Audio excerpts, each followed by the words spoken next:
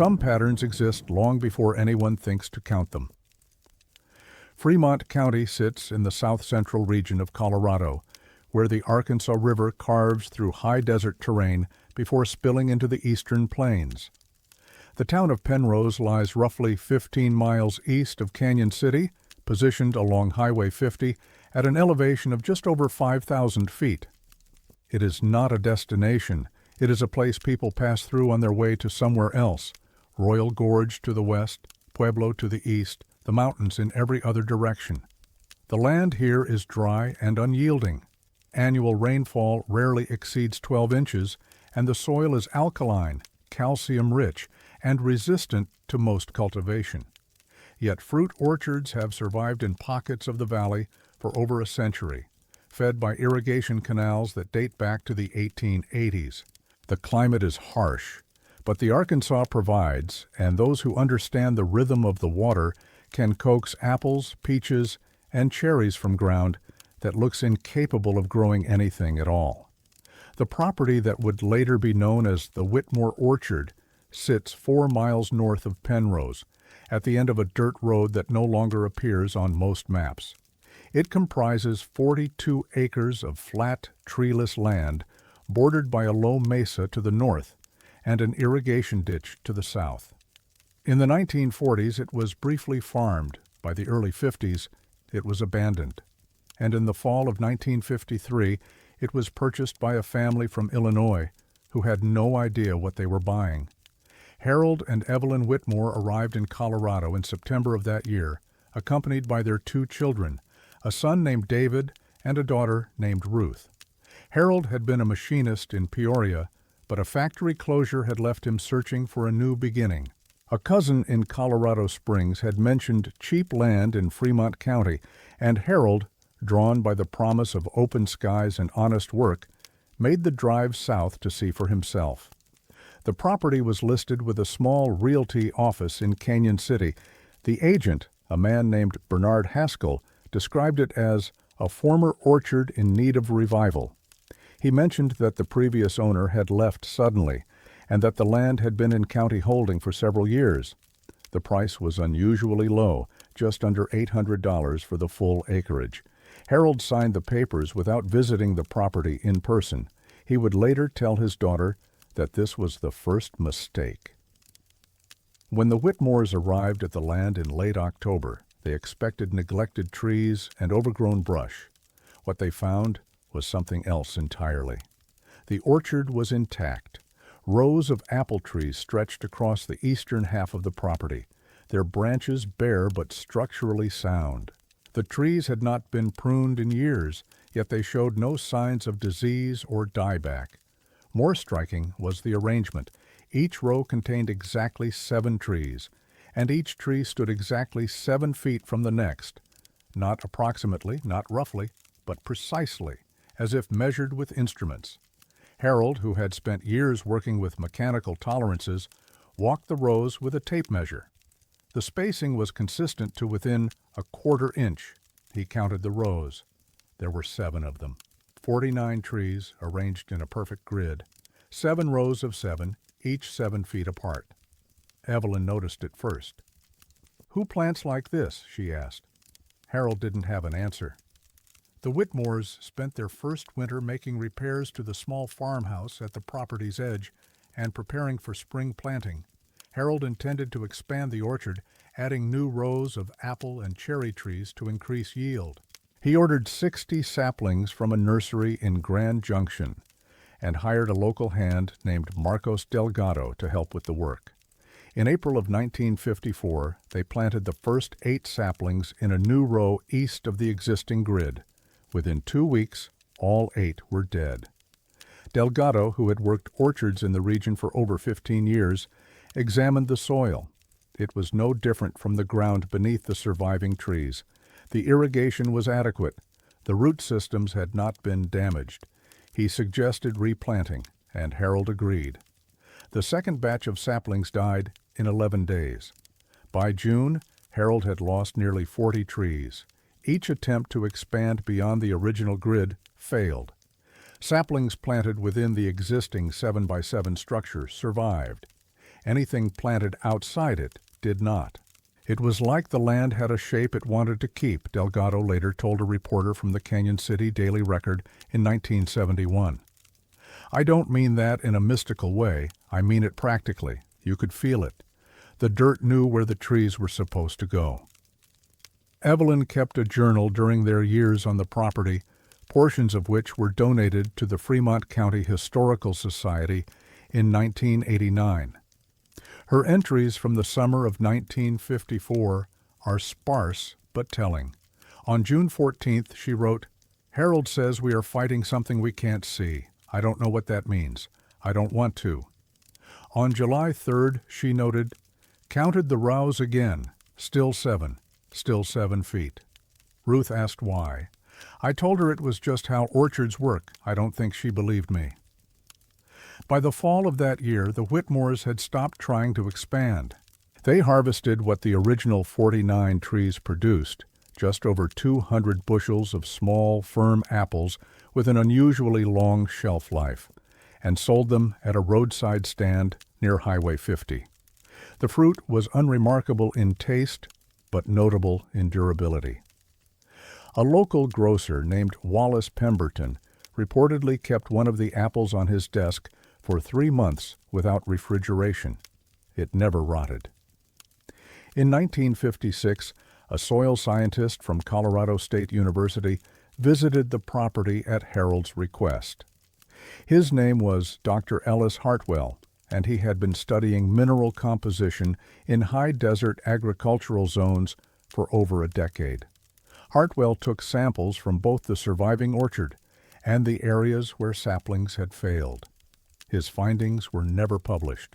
According to correspondence preserved in Hartwell's personal papers, now held at the Denver Public Library, the scientist wrote to a colleague in Fort Collins, "The soil is chemically identical across the property. There is no rational explanation for the selective growth failure. I have recommended to Mr. Whitmore that he cease further experimentation and accept the boundaries as they exist." When asked by the colleague what he meant by boundaries, Hartwell did not reply. The Whitmores left the property in 1961. Harold had developed a respiratory illness, and the family relocated to Pueblo for medical access. The orchard was sold to a retired couple from Denver named George and Lucille Ostrander, who lived there for less than 2 years before moving on. Lucille Ostrander gave a brief interview to a local historian in 1984. She recalled that her husband had tried to remove several of the original trees to make room for a small horse pasture. "He cut down 3 of them," she said. "Good, clean cuts. Stacked the wood behind the barn." The next morning the stumps were gone, not decayed, not buried, simply absent from the ground, as if the trees had never existed. The holes had filled in with smooth, undisturbed soil. George did not touch the orchard again. They sold the property 6 months later. County records show that the land changed hands 4 more times between 1963 and 1978. Each owner stayed briefly. None attempted further cultivation. By the early 1980s, the property had been rezoned for grazing, and the remaining trees were bulldozed to make way for cattle, or so the records claim. In 2002, a surveyor named Denise Kowalski was contracted by Fremont County to update parcel maps in the region. She visited the former Whitmore property as part of her assessment and found the land empty, as expected, but her GPS readings told a different story. According to her equipment, there were 49 points of magnetic interference arranged in a perfect grid across the eastern half of the property. 7 rows of 7, each point 7 feet apart. Kowalski filed her report and noted the anomaly. She recommended further investigation. The county did not respond. The land remains in private hands today. The current owner, a property investor based in Colorado Springs, has never visited. There are no trees on the property anymore. There are no structures. There is only dry grass and silence and a shape in the earth that no one can see, but that instruments continue to detect. Whatever grew there followed a pattern, and patterns once established are difficult to break. Some who have studied the case suggest the original planting was part of an agricultural experiment, perhaps conducted by a university or government agency that never claimed the work. Others believe the arrangement was coincidental, a quirk of early irrigation planning that simply happened to align. But no record of the original landowner has ever been found. The name on the 1944 deed, a man listed only as J. Laramie, does not appear in any census, tax record, or death certificate in the state of Colorado. He purchased the land, he planted the trees, and then he vanished, leaving behind only a grid that refused to change. Harold Whitmore died in 1973. His daughter Ruth, now in her 80s, still lives in Pueblo. She does not speak about the orchard often, but in a 2015 interview with a regional podcast, she offered one detail she had never shared before. "My father measured those rows dozens of times," she said. "He was obsessed with it. But the thing that really got to him, the thing he never could explain, was that the seventh tree in every row was always slightly taller than the others, just by an inch or two. Like it was watching the rest." She paused. "I asked him once what he thought it meant. He said he didn't know, but he stopped walking the rows after that. He said he didn't want to be counted."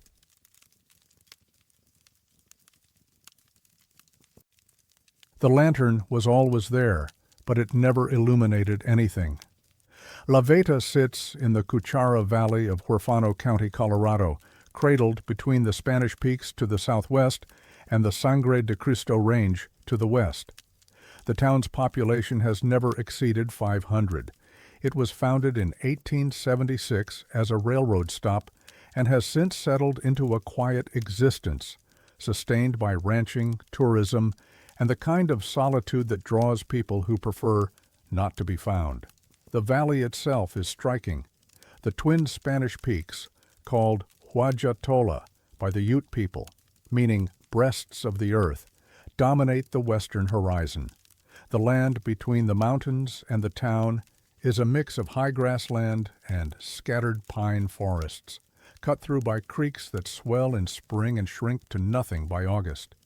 It is beautiful in the way that isolated places often are, indifferent to observation, unchanged by attention. 3 miles northeast of La Veta, along a county road that turns to gravel before it ends, there once stood a pine nursery known locally as Sweetwater Pines. The operation was modest, roughly 60 acres of cultivated blue spruce and ponderosa, grown for landscaping and holiday sales. It was established in 1963 by a man named Franklin Jessup, who had moved to the valley from Kansas after inheriting a small sum from a deceased uncle.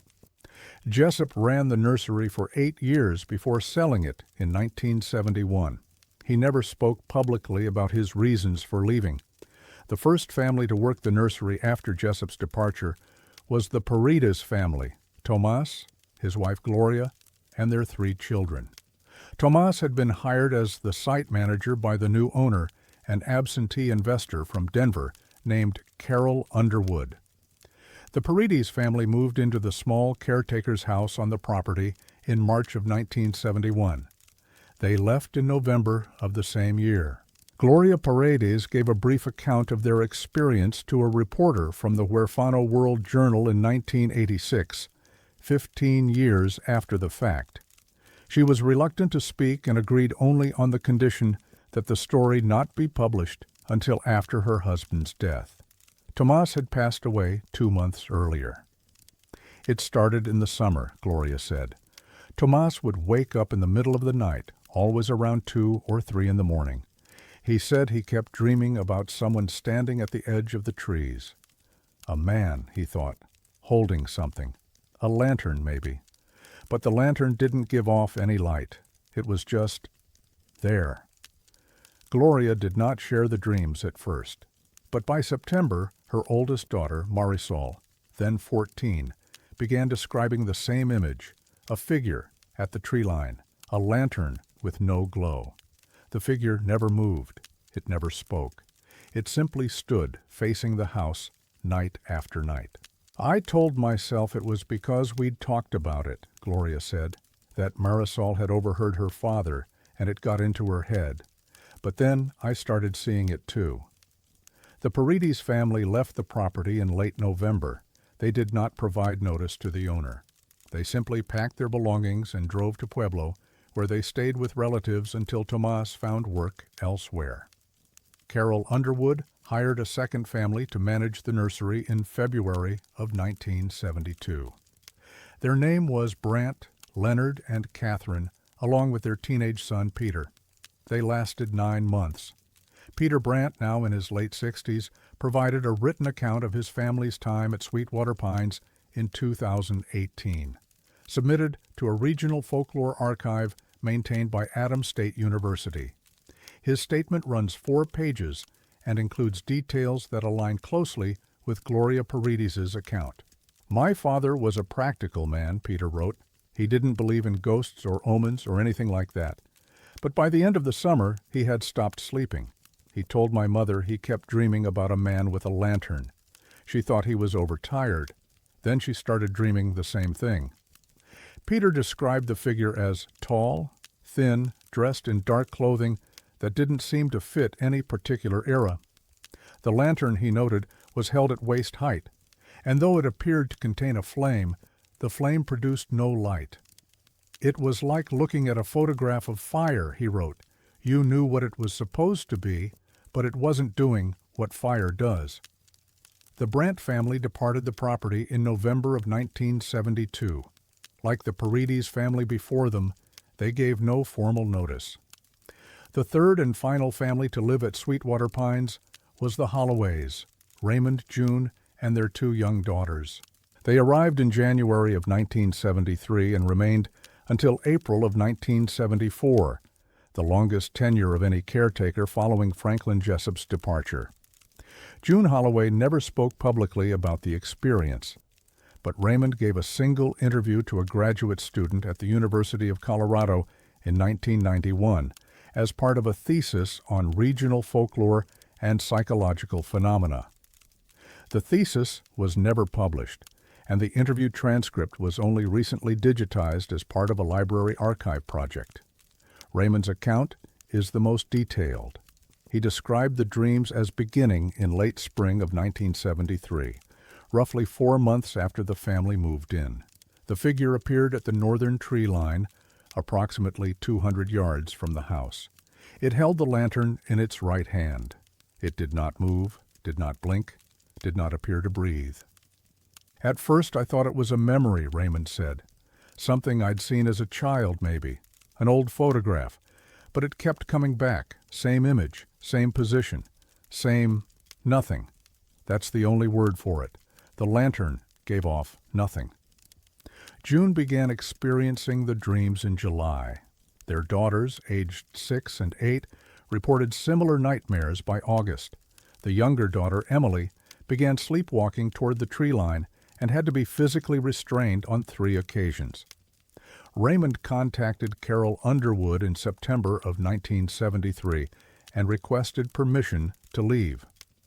Underwood, frustrated by the turnover, refused to release the family from their contract.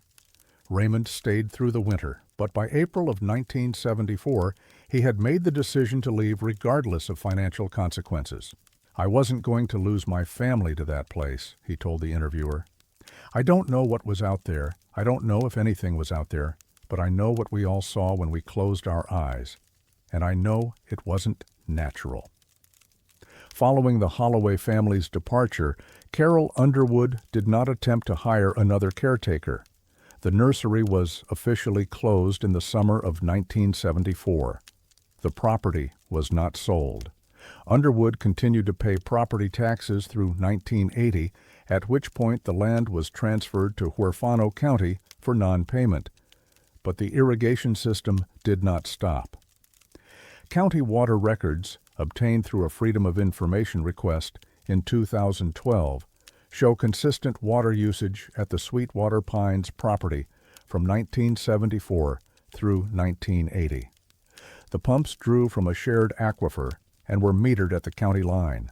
According to the records, the nursery consumed between 800 and 1,200 gallons per day during the growing season, levels consistent with active cultivation. No one was living on the property. No employees had been retained. The trees, by all accounts, had been left to grow wild. A county maintenance worker named Dale Swenson visited the site in the fall of 1977 to investigate the water usage. His report, filed with the Huerfano County Public Works Department, is 3 sentences long. Pumps operational, no personnel on site. Recommend no further action. Swenson declined to elaborate when contacted by a local historian in 2004. He said only that he had no interest in discussing that place. The irrigation records cease abruptly in September of 1980, the same month the property was transferred to county ownership. No explanation is given for the stoppage. No maintenance was performed. The pumps, when inspected by a county assessor in 1981, were found to be inoperable, rusted through and disconnected from the main water line. There is no record of who disconnected them. There is no record of who had been running them for 6 years. The land remains undeveloped. The trees that once formed the nursery have long since grown beyond any cultivated arrangement, merging with the surrounding forest.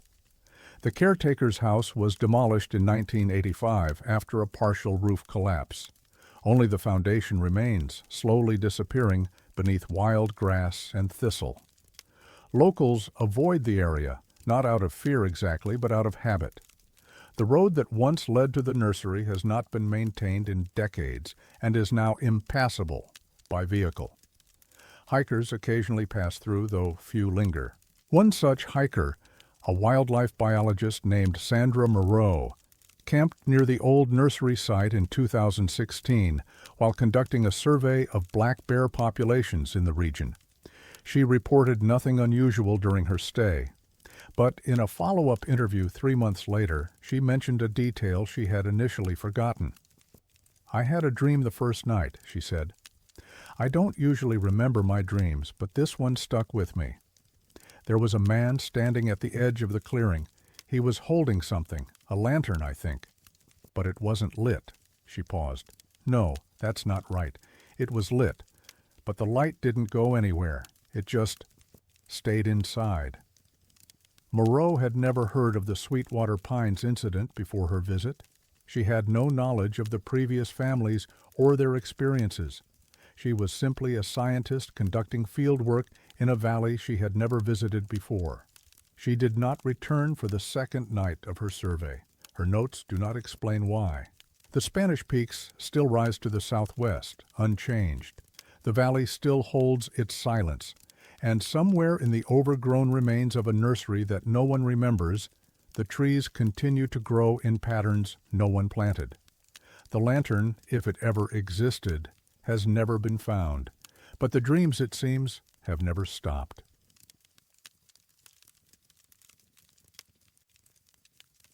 There are places where sound goes to die. Kit Carson is a small town in Cheyenne County, Colorado, roughly 170 miles southeast of Denver. It sits on the high plains at an elevation of 4,200 feet, surrounded by flatland that stretches uninterrupted to the Kansas border. The population has hovered around 200 for decades. There is a grain elevator, a post office, a handful of churches, and a silence that visitors often describe as heavy, the kind of quiet that comes from too much sky and not enough to break it. The land here is not dramatic. It does not command attention. It simply exists, mile after mile of dry grass and dust and wind that never seems to stop. Farmers have worked this soil for over a century, growing winter wheat and sorghum, and in better years, corn. The water table is deep, and irrigation is expensive. Those who survive here do so through stubbornness and patience. 16 miles north of Kit Carson, along a county road that runs straight as a rifle shot, there is a plot of land that the locals call Cottonwood Flats. It is not marked on any modern map. There are no signs, no fences, no indication that it is different from the thousands of acres surrounding it. But the farmers who work the adjacent fields know exactly where it begins and ends. They have known for over 50 years. They do not drive through it. They do not stop near it. And if asked why, most will offer the same answer. There's nothing to hear out there. The Cottonwood Nursery was established in 1947 by a man named Virgil Ackerman, a World War II veteran who had returned to Colorado after 3 years in the Pacific.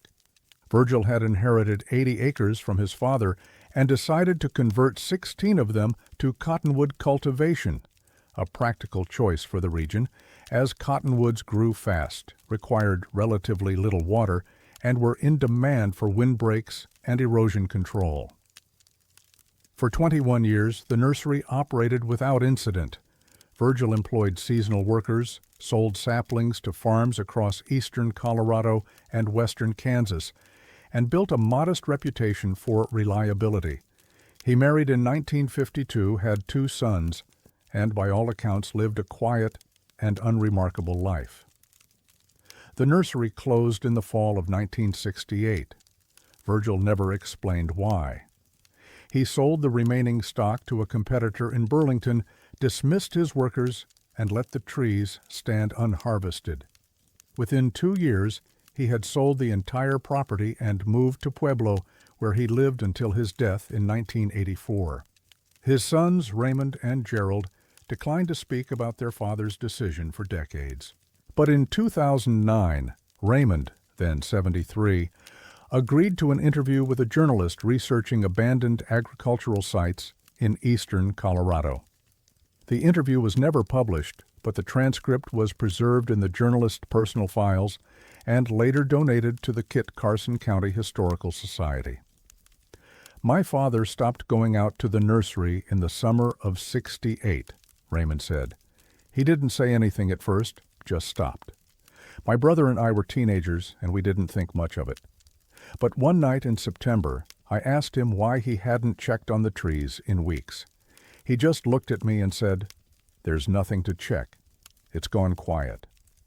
Raymond did not understand what his father meant. He assumed the old man was speaking metaphorically, that business had slowed, that demand had dried up. But years later, after Virgil's death, Raymond visited the property for the first time since childhood. "I stood at the edge of the plot," he said.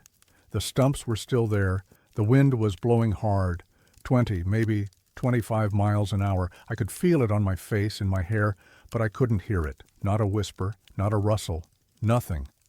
He paused. "I left after about 5 minutes. I haven't been back." The first formal documentation of the anomaly came in 1981, when a graduate student from the University of Colorado named Patricia Engel visited Cottonwood Flats as part of a study on soil composition in former nursery sites.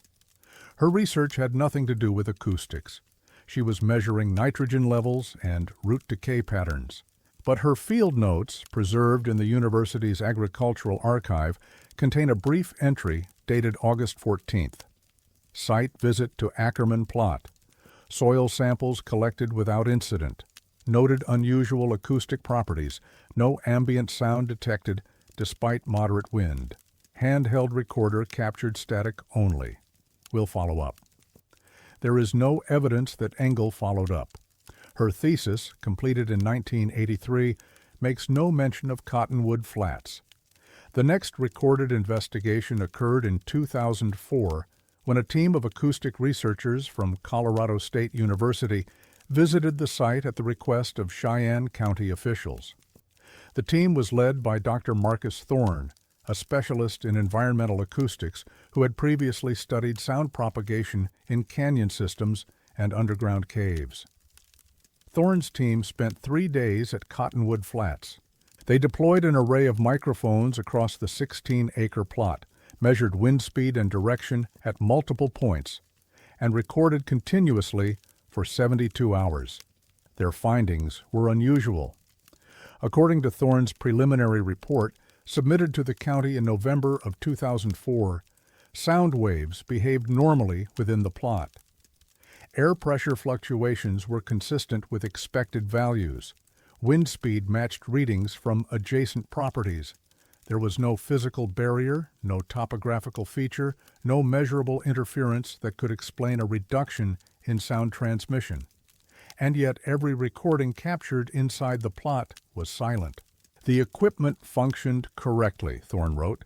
Calibration tests conducted on-site confirmed that microphones were operational and sensitive to frequencies within normal human hearing range. However, playback of all recordings from within the designated area produced no audible content. Waveform analysis showed flat lines consistent with zero input. Thorne recommended further study, but noted that funding for such research was limited. The county filed his report and took no additional action. Local accounts of the silence stretch back further than any formal study. Elmer Sandoval, a rancher whose family has worked land adjacent to Cottonwood Flats since the 1930s, recalled his grandfather warning him about the plot when he was a boy. He called it the dead patch, Sandoval said in a 2017 interview, said it had been that way as long as anyone could remember, even before Virgil put in his trees. My grandfather used to say that the Cheyenne wouldn't camp there, said they believed the land had been closed, whatever that means. Sandoval's account aligns with fragmentary references in early county records. A land survey from 1903 describes the area as unusable for grazing due to livestock aversion. A 1921 agricultural report notes that the northern parcel remains uncultivated. Local residents report difficulty maintaining equipment in the area, though no mechanical cause has been identified. No explanation for the livestock aversion or equipment difficulties is provided. In 2012, a podcaster named Renee Castellanos visited Cottonwood Flats as part of a series on unexplained American locations. She recorded a 30-minute segment on site, narrating her observations as she walked the perimeter of the plot. The episode was never released.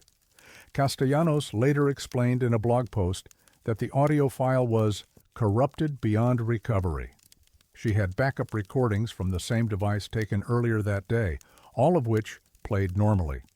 Only the segment recorded inside the plot was affected. I've been doing this for 6 years, she wrote. I've recorded in abandoned hospitals, old prisons, caves, forests. I've never had a file just empty itself. That's the only way I can describe it. The file existed. The duration was correct, but when I played it back, there was nothing there.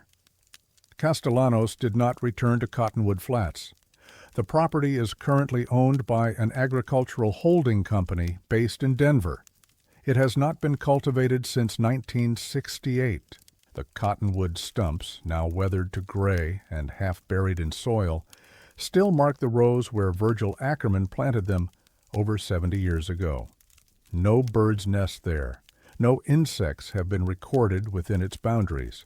Coyotes, common throughout Cheyenne County, do not cross it. A motion-activated camera installed by a wildlife biologist in 2019 captured dozens of images of animals approaching the plot's edge, and none of them entering.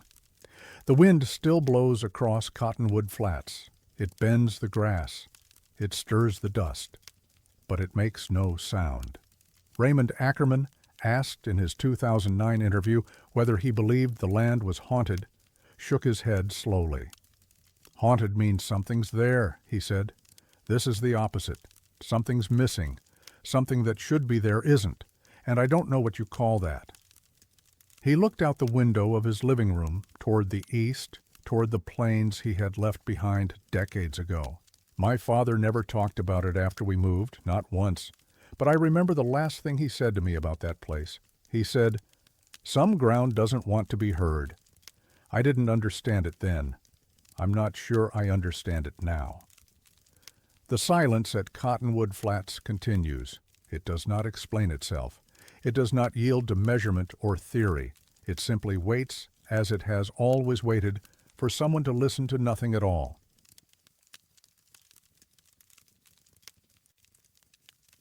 The trees did not want to leave.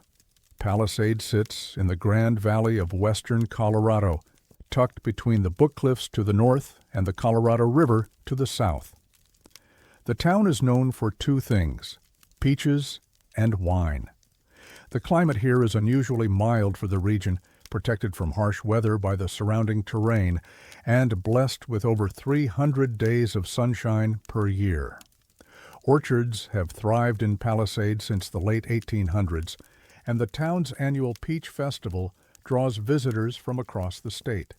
The soil in the Grand Valley is alluvial, rich sediment deposited over millennia by the Colorado River.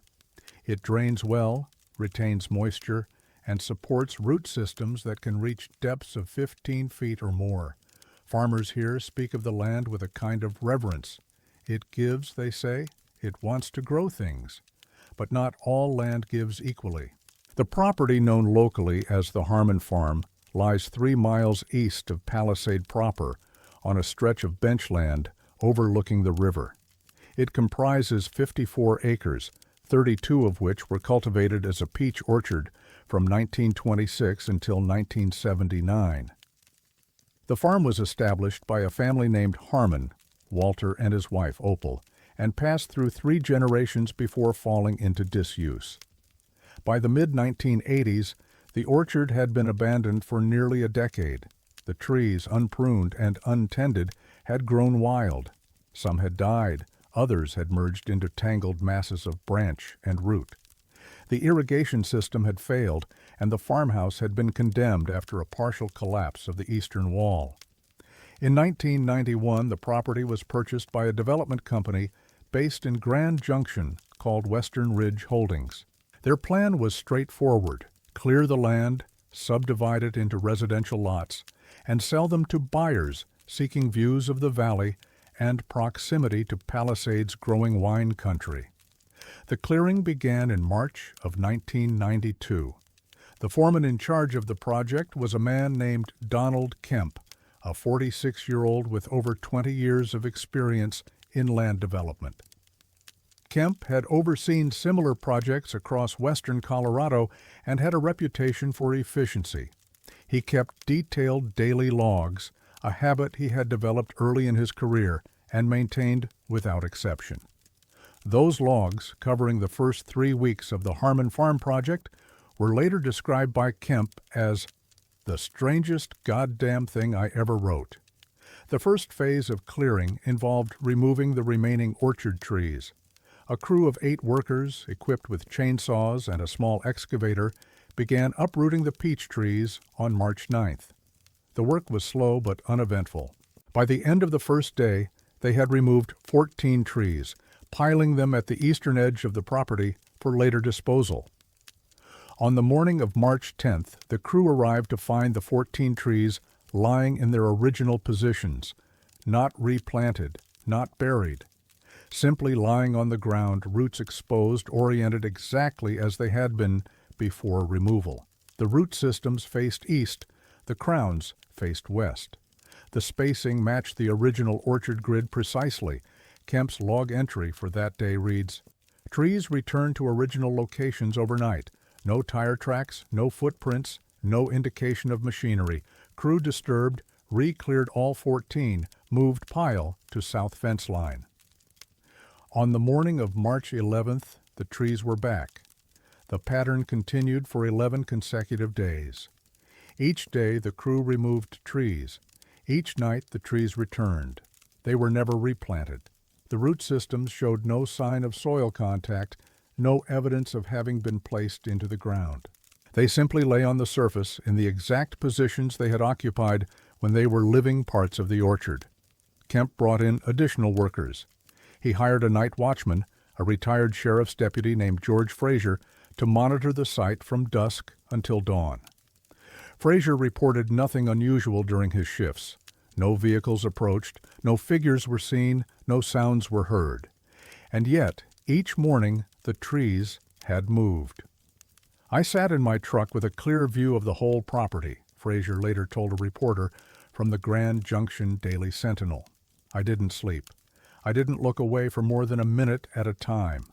And I'm telling you, those trees didn't move while I was watching. But when the sun came up, there they were. Same spots, same direction, roots to the east. Kemp's logs from this period grow increasingly terse. On March 15th, he wrote, 17 trees cleared, 17 returned, no explanation, crew morale low. On March 18th, 23 trees, returned. Fraser quit. Can't blame him. On March 20th, called head office, advised to continue. They don't believe me. The phenomenon stopped on March 21st. That morning, the crew arrived to find the cleared area empty. The trees they had removed the previous day were gone, not returned to their original positions, but simply absent. The pile at the south fence line remained intact. No new trees had appeared. Kemp's entry for that day is brief. It's over. Don't know why. Don't want to know. The development project resumed without further incident. The remaining trees were cleared, the land was graded, and by the fall of 1992, the first residential lots were being marketed.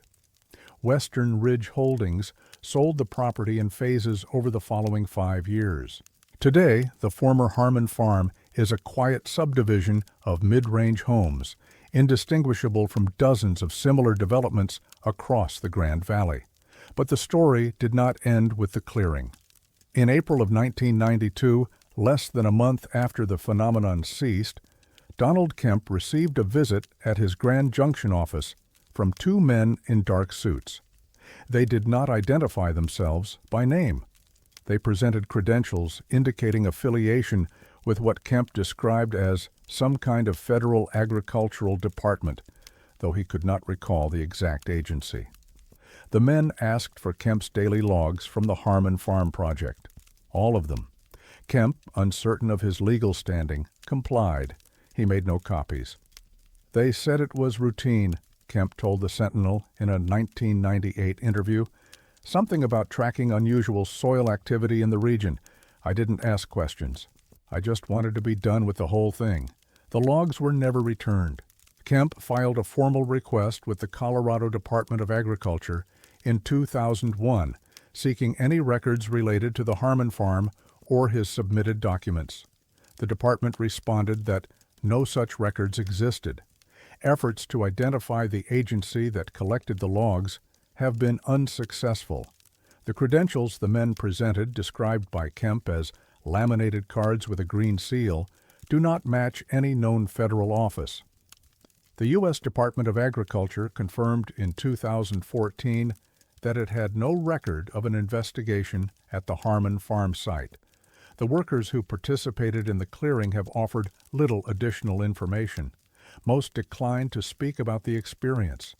One, a man named Ricardo Aguilar, agreed to a brief interview in 2010. He had been 24 years old at the time of the project. I didn't believe it at first, Aguilar said. I thought someone was messing with us. Maybe a rival company, maybe kids. But there were no tracks, no evidence. The trees just came back. Every night, same place, same way. He paused. The thing that got me was the roots. They always faced east, every single tree. I asked Kemp about it once, and he just shook his head. He didn't have an answer. Neither did anyone else. Aguilar left the construction industry in 1995. He did not cite the Harmon Farm as a reason, but he admitted that the experience had stayed with him. I don't go near orchards anymore, he said. I know that sounds crazy, but I keep thinking about those trees. They didn't want to go.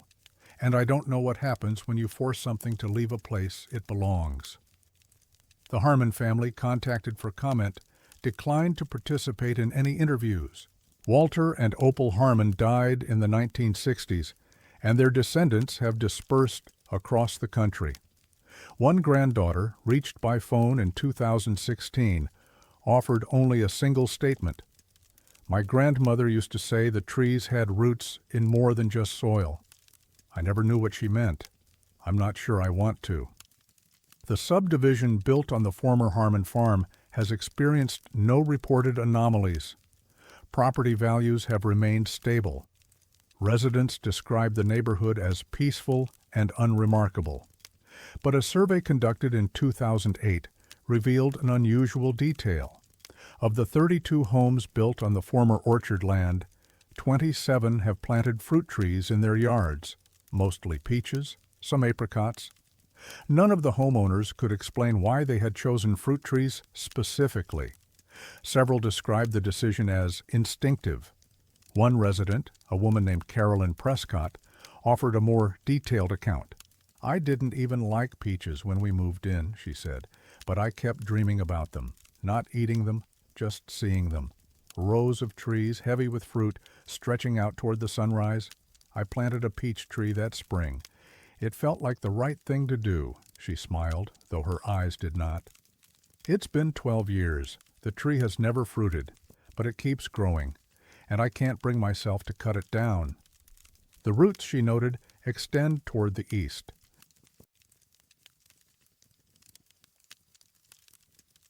Some instructions are written for hands that haven't been born yet. Hotchkiss is a small agricultural town in Delta County, Colorado, situated along the North Fork of the Gunnison River. The population has never exceeded 1,000. The town was founded in 1882 by a man named Enos Hotchkiss, who planted the region's first commercial orchard and proved that fruit could thrive in the high mountain valleys of western Colorado. Today, the North Fork Valley is known for its organic farms, its cherry and apple orchards, and a pace of life that hasn't changed much in 100 years. The terrain here is dramatic. The West Elk Mountains rise to the east, their peaks often snow-covered well into June. The valley floor sits at approximately 5,500 feet, protected from extreme weather by the surrounding ridges. The soil is volcanic in origin, rich in minerals, and exceptionally well suited to fruit cultivation. Farmers speak of it with something close to reverence. 3 miles southwest of Hotchkiss, along a dirt road that winds through overgrown pasture land, there once stood a property known as the Emmerich Homestead. The land was claimed in 1894 by a German immigrant named Gerhard Emmerich, who established a small orchard and grafting operation that supplied rootstock to farms across the region. The homestead remained in the Emmerich family until 1958, when the last surviving heir, a woman named Louisa Emmerich, died without children.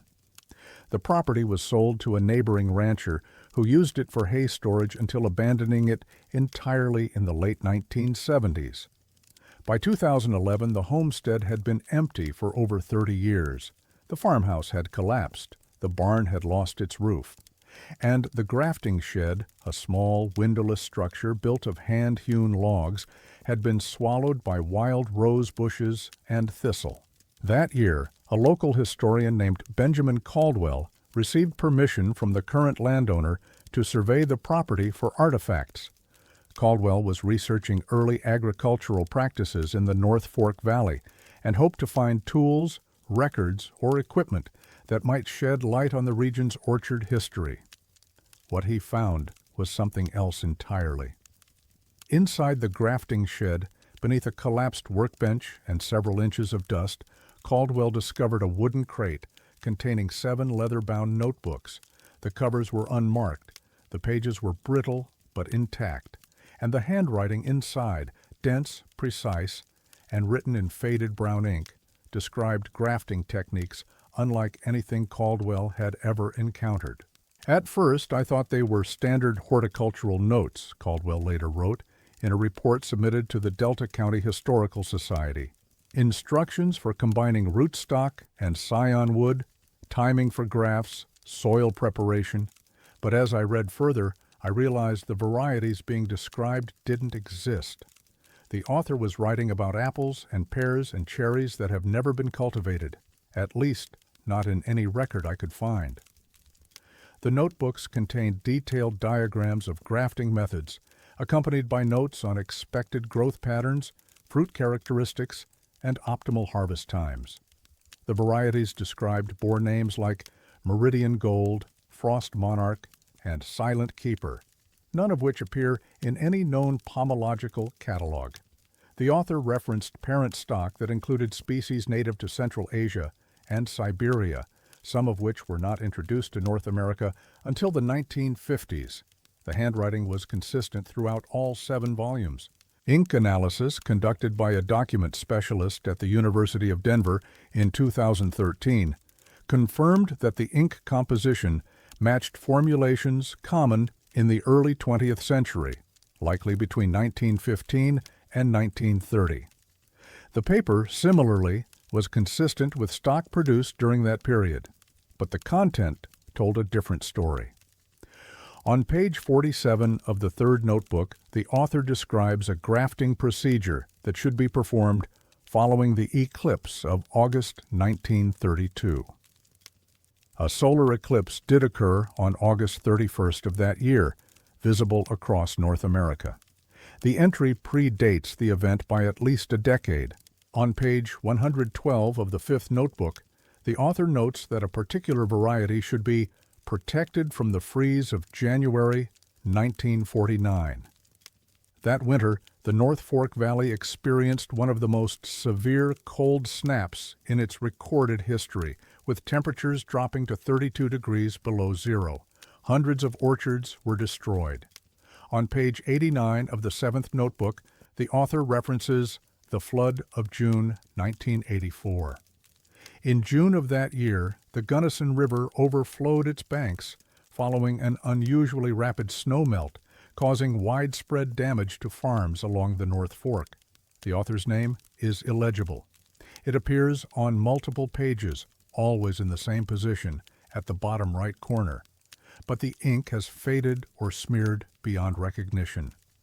Document specialists have attempted enhancement using ultraviolet imaging and digital restoration, but the results have been inconclusive. The name appears to begin with a letter that could be E or F, but nothing more can be determined. The final page of the 7th notebook contains no diagrams, no instructions, no references to varieties or techniques. It contains only a single sentence, written in the center of the page in slightly larger script. They will fruit when the count is complete. No explanation is provided, no context is given. The sentence stands alone, followed by blank pages until the notebook ends. Caldwell submitted his findings to the Delta County Historical Society in early 2012. The society expressed interest, but lacked the resources to conduct a full investigation. Caldwell reached out to the Colorado State University Extension Office, the Denver Botanic Gardens, and several private collectors of horticultural ephemera. None could identify the varieties described or offer an explanation for the anachronistic references. In 2014, a retired pomologist named Dr. Helen Vasquez examined the notebooks at Caldwell's invitation. Vasquez had spent over 40 years studying fruit tree cultivation and had authored 3 books on the history of American orchards. Her assessment was cautious but unambiguous. The technical knowledge demonstrated in these notebooks is extraordinary, Vasquez wrote in a letter to Caldwell. The grafting methods are sound. The understanding of rootstock compatibility is advanced. But the varieties described do not exist in any catalog, herbarium, or genetic database I have access to. Either the author invented them entirely, which would require a level of imagination inconsistent with the practical tone of the writing, or they were working with cultivars that have been lost to history. She paused on the matter of the dated references. I have no explanation for the eclipse, the freeze, or the flood, she admitted. The simplest answer is that the notebooks are a forgery, created at a later date to appear older. But the physical evidence does not support that conclusion. The paper, the ink, the binding, all are consistent with the stated period. I cannot reconcile the content with the materials. Vasquez recommended that the notebooks be submitted for radiocarbon dating. Caldwell agreed, but before arrangements could be made, the notebooks were stolen. In March of 2015, Caldwell's home in Hotchkiss was burglarized.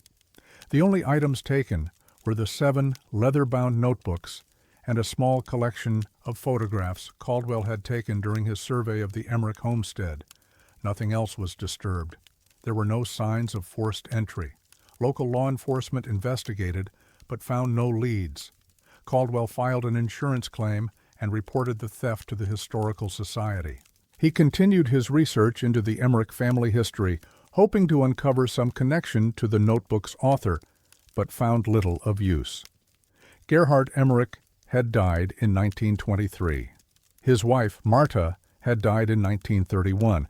Their only child, Louisa, had lived alone on the property until her death in 1958. County records indicate that Louisa never married, never employed workers, and rarely left the homestead. Neighbors from that era, interviewed in the 1980s as part of an oral history project, described her as quiet, private, and devoted to the trees. One neighbor, a woman named Edith Callahan, offered a more specific recollection. She used to talk about her father's work, Callahan said, in a 1986 interview. Not the orchard, something else. She called it the Long Project, said it wouldn't be finished in her lifetime. I asked her what she meant, and she just smiled and said, "Some fruit takes longer to ripen." Callahan died in 1994. No one else has offered further context.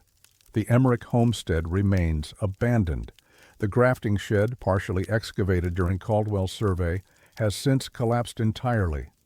The orchard that once surrounded the property has long since returned to wild growth, a tangle of unnamed trees bearing fruit that no one harvests. In 2019, a graduate student from Colorado Mesa University conducted a botanical survey of the site as part of a thesis on feral orchards. She collected samples from several of the surviving trees and submitted them for genetic analysis. The results were inconclusive.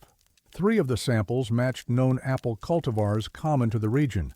2 others did not match any variety in the USDA's germplasm database.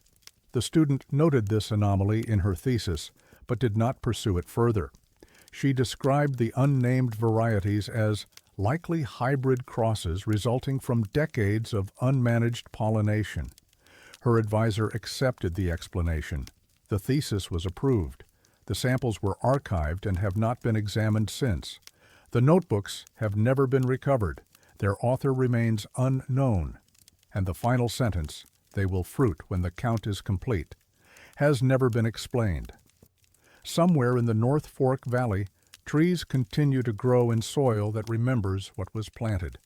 The count, whatever it measures, continues, and the fruit, if it exists, has not yet ripened.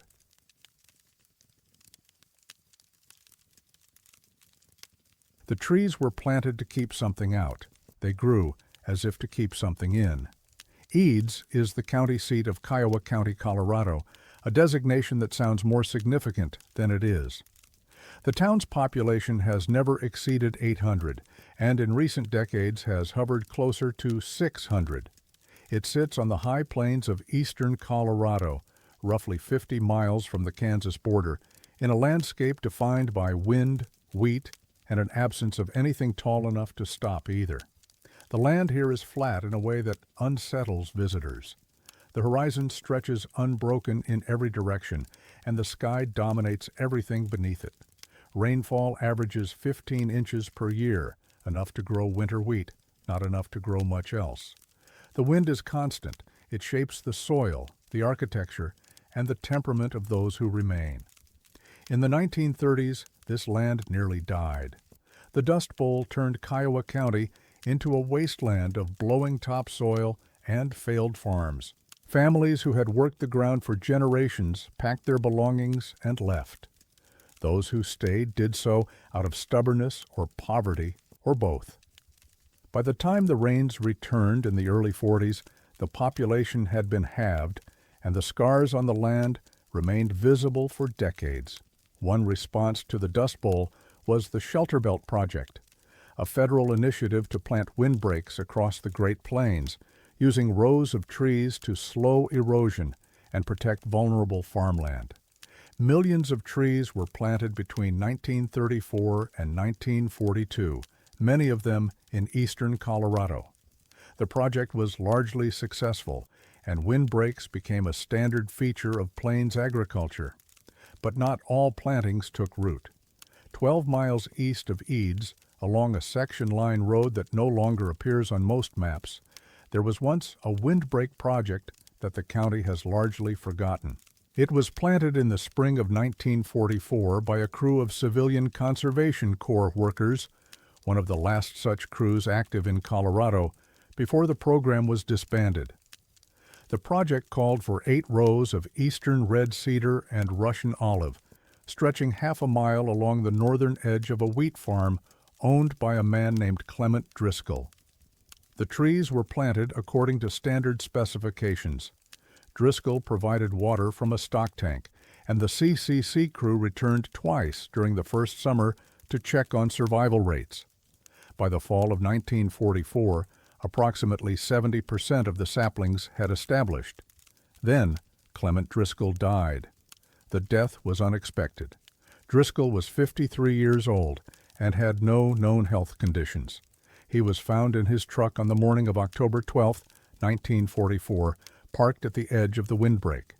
The coroner ruled the cause of death as heart failure. There was no autopsy. Driscoll had no immediate family. His farm was sold at auction the following spring to a buyer from Pueblo who never took possession. The land sat idle.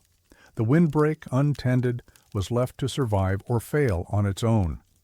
By 1947, most of the trees had died.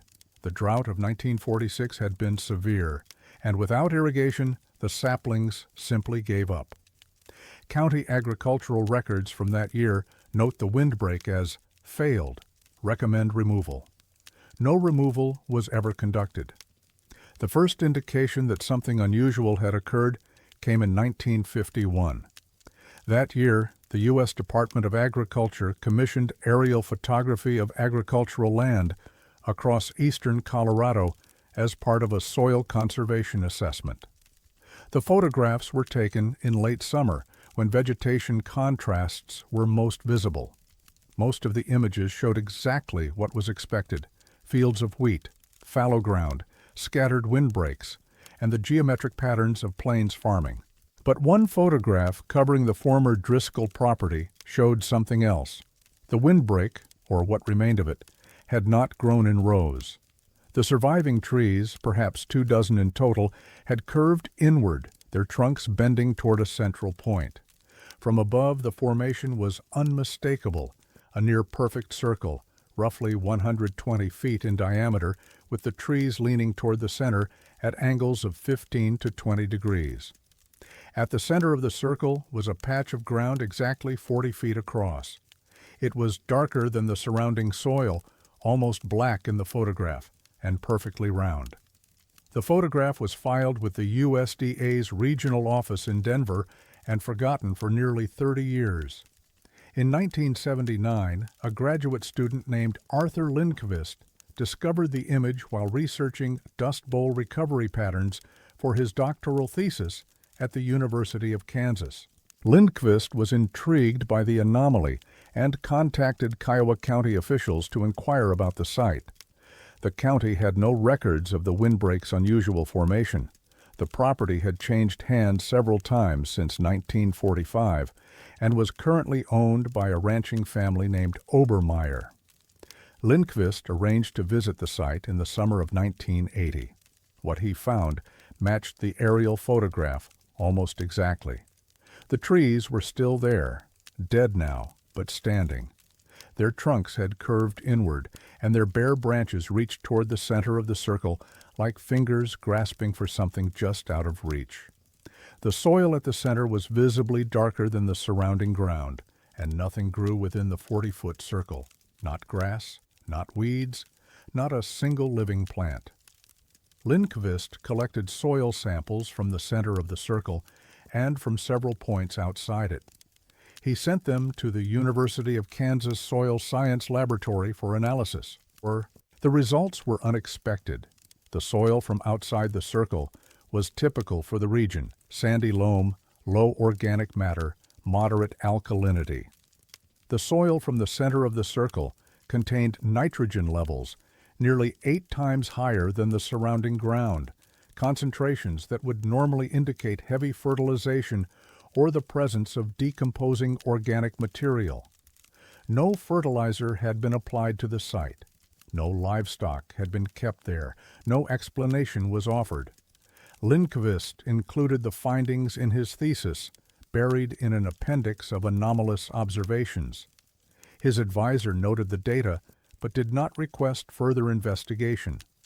The thesis was approved in 1982 and has been cited exactly once in the 40 years since.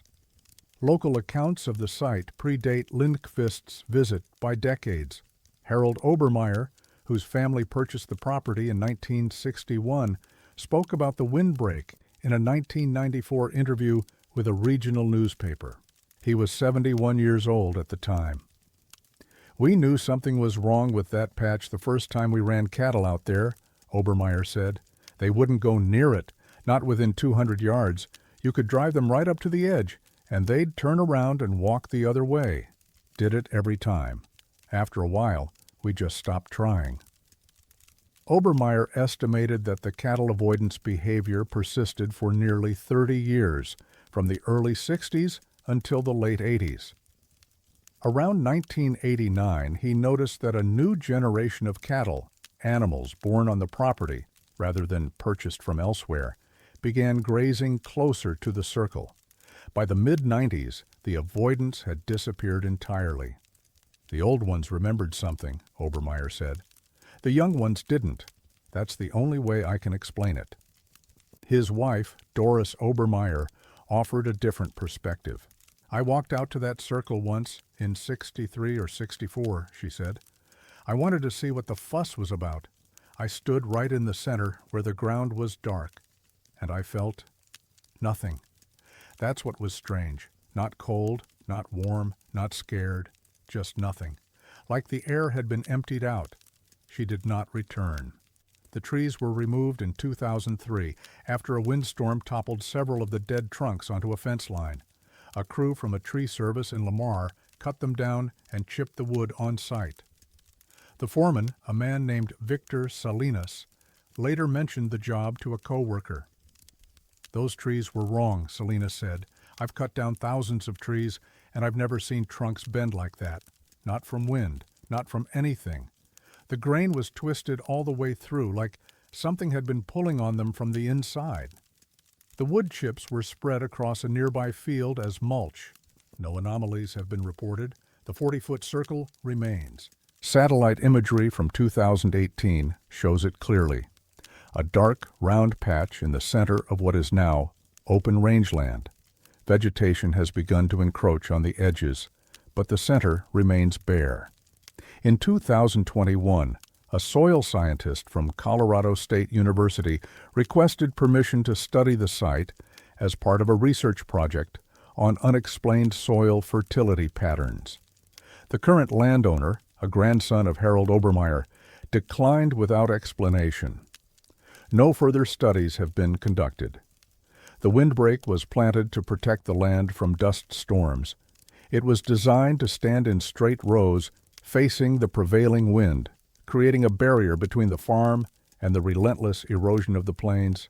Instead, the trees turned inward. They bent toward a center that should not have existed, forming a circle around a patch of ground that still refuses to grow anything green. Whatever they were protecting or containing has never been identified. The circle remains 40 feet across, dark and silent and perfectly round, and the wind, as always, keeps blowing.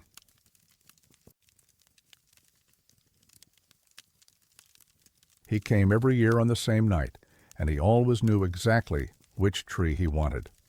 Sedalia is an unincorporated community in Douglas County, Colorado, situated where the plains begin their slow climb toward the foothills of the Front Range. The town, if it can be called that, consists of a handful of ranches, a volunteer fire department, and a general store that has changed hands more times than anyone can count.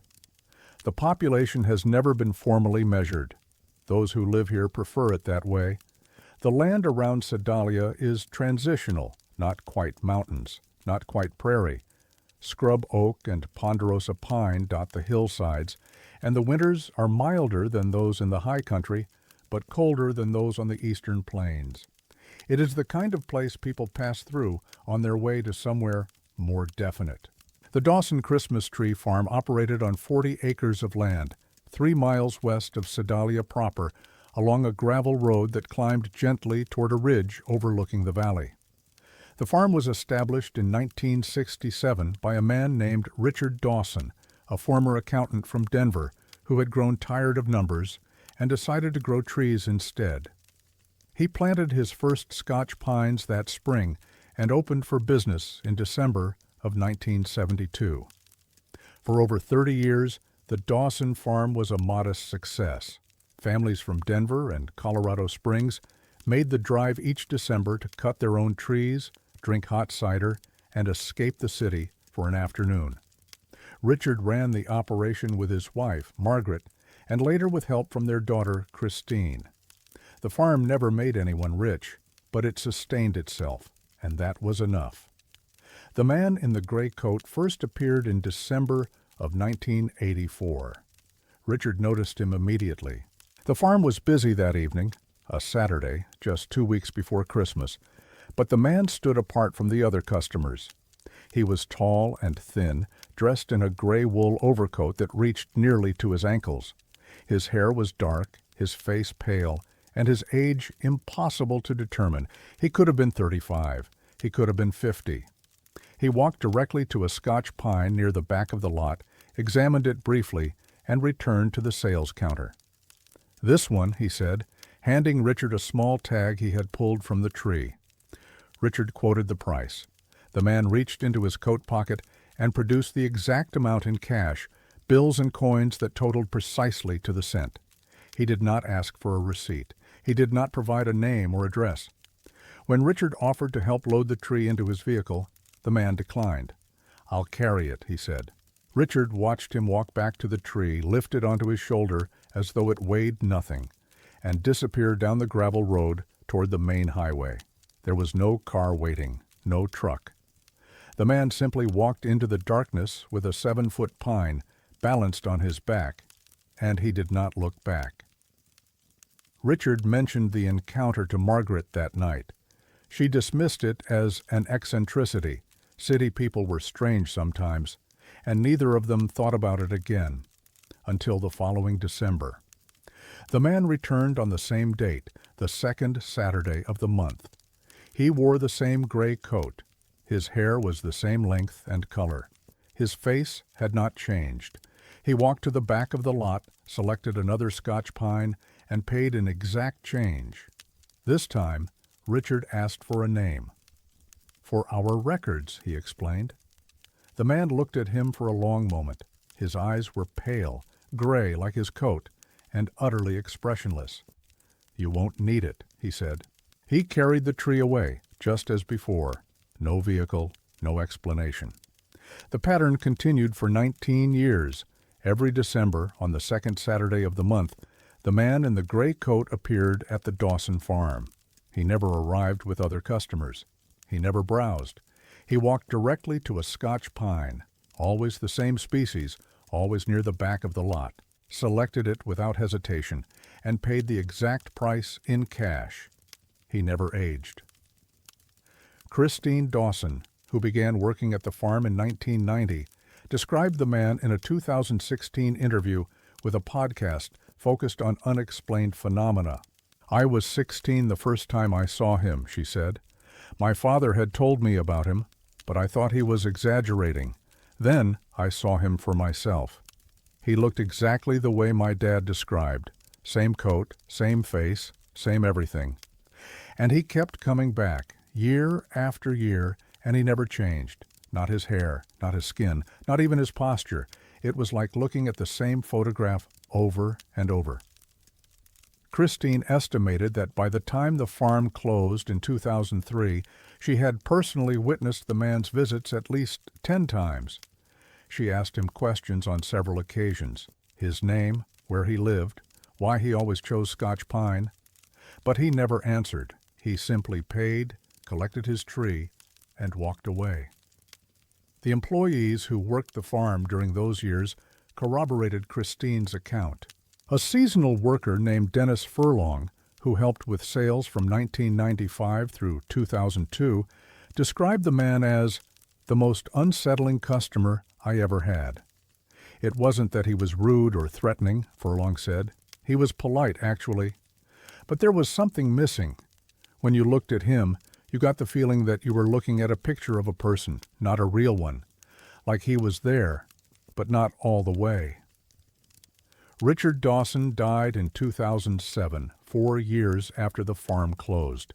He had sold the property to a developer in 2003, citing health concerns and declining revenues.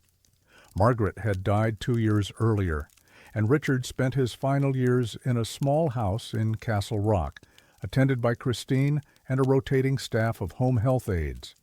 After his death, Christine sorted through his belongings.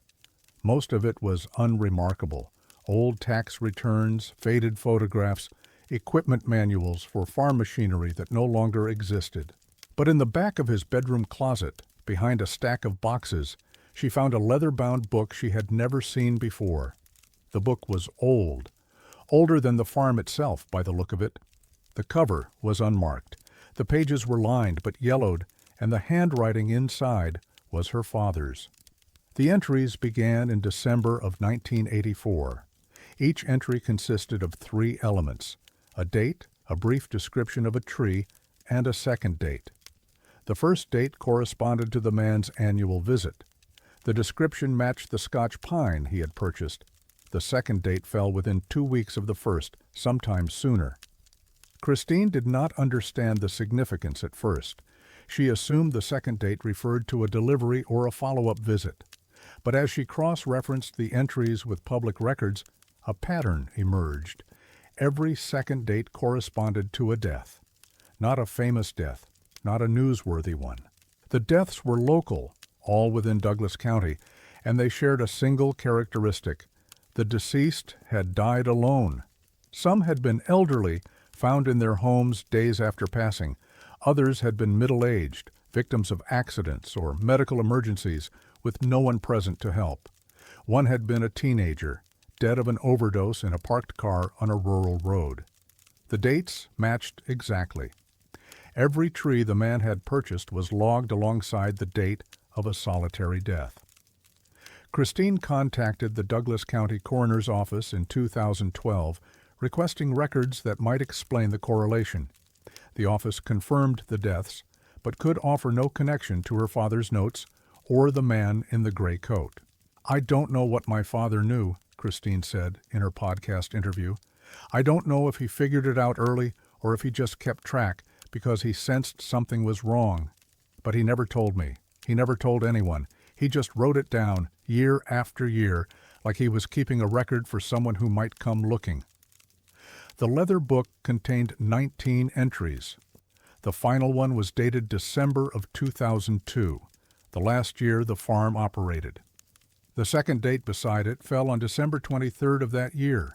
A man named George Holbrook, 67 years old, was found dead in his cabin near Larkspur on December 26th.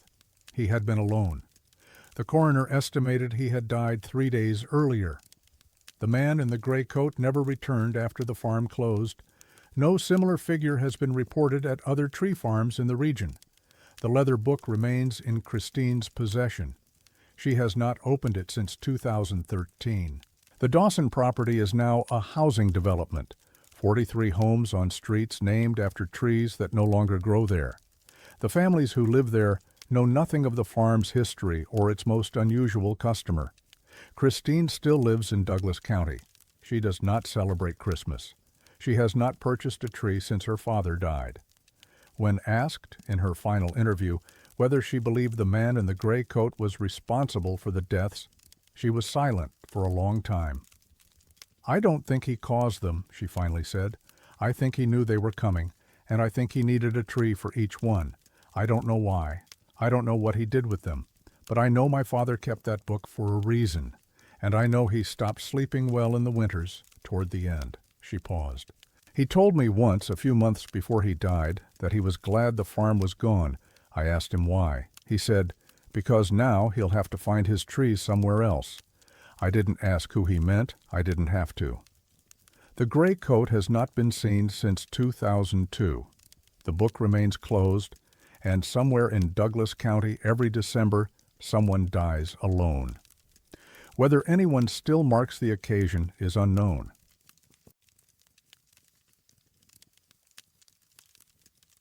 The sun was always shining. The shadows never came. Nunn is a small town in Weld County, Colorado, roughly 15 miles north of Greeley and a few miles south of the Wyoming border. The population has fluctuated over the decades but has never exceeded 500. The town exists because the railroad once passed through, and it persists because some places simply refuse to disappear. There is a grain elevator, a church, a scattering of houses, and not much else.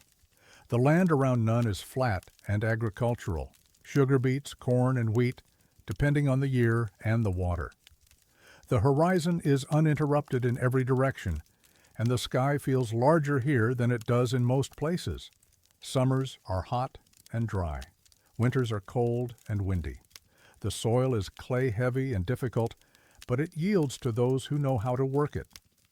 5 miles east of Nunn, along a county road that runs straight toward the Nebraska border, there once stood a commercial nursery known as Harlan Tree and Shrub. The operation was modest, roughly 20 acres of cultivated stock, specializing in ornamental trees and hedging plants for residential landscaping. It was established in 1951 by a man named Walter Harlan and operated continuously until 1970, when it closed without public explanation. For most of its existence, the Harlan Nursery was unremarkable. It employed between 8 and 12 workers, depending on the season. It supplied trees to garden centers across northern Colorado and southern Wyoming. It made no headlines and attracted no attention. But the photographs told a different story. The first known image of the anomaly was taken in April of 1963 by a woman named Ruth Eklund. Ruth was an amateur photographer from Greeley who had driven out to the nursery to purchase a crabapple tree for her backyard. She brought her camera, a Kodak Brownie, and took several pictures of the nursery grounds while waiting for her order to be prepared. When the photographs were developed, Ruth noticed something strange. The trees in her images cast no shadows. The sun had been bright that afternoon. The sky had been cloudless. Ruth's own shadow was visible in one of the frames stretching across the gravel parking area. But the rows of trees behind her, dozens of them ranging from saplings to mature stock, appeared to stand on ground that was uniformly lit, as though the sun were directly overhead at all points simultaneously. Ruth assumed the photographs were defective. She mentioned the oddity to her husband, but did not pursue it further. The images were filed away and forgotten. In 1965, a journalist named Philip Musgrave visited the Harlan Nursery while researching a story on agricultural businesses in Weld County. Musgrave was a staff writer for the Greeley Tribune and had been assigned a series of profiles on local farms and nurseries. His visit to Harlan was routine. Musgrave took several photographs during his tour of the property. He interviewed Walter Harlan and 2 employees. He noted the varieties of trees in cultivation and the nursery's sales figures. The resulting article, published in June of that year, was unremarkable. But Musgrave's photographs were not. Like Ruth Eklund's images, the pictures showed trees without shadows. The anomaly was consistent across all frames taken within the nursery grounds. Photographs taken outside the property, of the road, the surrounding fields, Musgrave's own car, showed normal shadow behavior. Musgrave did not notice the discrepancy until years later, when he was organizing his archive in preparation for retirement. By then, the nursery had been closed for over a decade, and Walter Harlan had died. Musgrave mentioned the photographs to a colleague, but never published anything about them. The most extensive photographic record of the Harlan Nursery was created by a graduate student named David Oliphant, who visited the property in August of 1968 as part of a study on commercial horticulture in the Great Plains.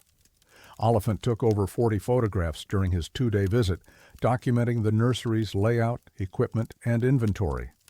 Every photograph taken within the nursery boundaries shows trees without shadows. Oliphant's field notes, preserved in the Colorado State University Agricultural Archive, make no mention of the anomaly. Either he did not notice it at the time, or he chose not to record it. His thesis, completed in 1970, includes several of the photographs but offers no commentary on the lighting conditions. The photographs were not examined systematically until 2001, when a researcher named Dr. Constance Yamamoto, a professor of atmospheric science at the University of Wyoming, encountered them while studying historical weather patterns in northern Colorado. Yamamoto was initially skeptical. She assumed the photographs had been manipulated or that unusual atmospheric conditions, dust, haze, thin cloud cover, might explain the absence of shadows. She cross-referenced the dates of each photograph with meteorological records from the National Weather Service. The records confirmed clear skies on every date. "There's no atmospheric explanation," Yamamoto wrote in a letter to a colleague. "The photographs are internally consistent. Objects outside the nursery cast normal shadows. Objects inside the nursery do not.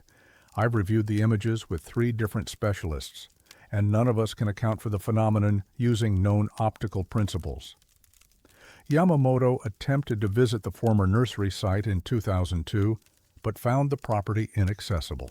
The land had been purchased by a private owner in 1983 and was posted against trespassing. She was unable to obtain permission to enter. The only first-hand account of working conditions at the Harlan Nursery comes from a woman named Dolores Fitch. Fitch was employed as a seasonal laborer at the nursery from 1964 through 1967, working primarily in planting and transplanting operations. She was interviewed in 1984 by a local historian compiling an oral history of Weld County agriculture. The interview transcript runs 11 pages. Most of it concerns routine matters, wages, working hours, the types of trees cultivated, the personalities of other employees. But on the 9th page, the historian asks Fitch if she remembers anything unusual about her time at the nursery. Her response is the only known testimony about the shadow anomaly from someone who worked on the property. "There was a rule," Fitch said. "Mr. Harlan told us on the first day. He said, 'Don't look at the ground between the rows after noon.' Just like that. No explanation. I asked him why, and he just said, 'You don't need to know why. You just need to follow the rule.'" The historian asked if Fitch had ever broken the rule. "Once," she said. "It was my second summer. I was transplanting some junipers near the back of the property, and I dropped my trowel. I bent down to pick it up, and I looked at the ground without thinking." The historian asked what she saw. Fitch was silent for a long moment on the tape. "Nothing," she finally said. "That's what was wrong. The sun was right overhead. I could feel it on my back, but there was no shadow, not from me, not from the trees, not from anything. The ground was bright everywhere, like the sun was coming from all directions at once." She paused again. "I stood up and finished my work. I never looked down again after that. None of us did." The historian asked if Fitch had ever discussed the phenomenon with Walter Harlan or other employees. "You didn't talk about it," Fitch said. "That was another rule, unspoken, but everyone understood. You came to work, you did your job, you kept your eyes up, and you went home. That's how it was." Fitch left the nursery in 1967 and moved to Fort Collins, where she worked in a grocery store until her retirement. She died in 2003. The historian who interviewed her donated the tapes to the Weld County Museum, where they remain in storage. The Harlan Nursery closed in the summer of 1970. No announcement was made. Walter Harlan simply stopped accepting orders, dismissed his remaining employees, and let the property fall dormant. The trees were never harvested. The equipment was never sold. Within 5 years, the nursery had been reclaimed by weeds and prairie grass. Walter Harlan died in 1978. His obituary in the Greeley Tribune described him as a longtime nurseryman and respected member of the agricultural community. No family members were listed. No cause of death was given. The property changed hands twice before being purchased by its current owner, a cattle rancher named Edwin Stokes, in 1983. Stokes demolished the remaining structures and converted the land to pasture. He has declined all requests for interviews. In 2015, a drone operator named Marcus Webb flew over the former nursery site while testing new equipment. He captured approximately 12 minutes of aerial footage before his drone experienced what he described as total instrument failure and crashed. Webb recovered the drone and extracted the memory card. Most of the footage was corrupted, but a 37-second segment remained intact. It shows the pasture from an altitude of approximately 200 feet. The cattle in the footage cast shadows. The fence posts cast shadows. The grass bends in the wind, and the shadows move with it. But in one corner of the frame, the area that corresponds to the former nursery grounds, the shadows stop. The grass is lit uniformly, as though the sun has no direction. Webb posted the footage online, where it attracted brief attention before being dismissed as a camera glitch. He has not returned to the site. The land remains in private hands. The cattle graze without concern, and the sun, as it always has, shines down on ground that refuses to mark its passing. Dolores Fitch, in her 1984 interview, was asked one final question: whether she had any theory about what caused the phenomenon at the Harlan nursery.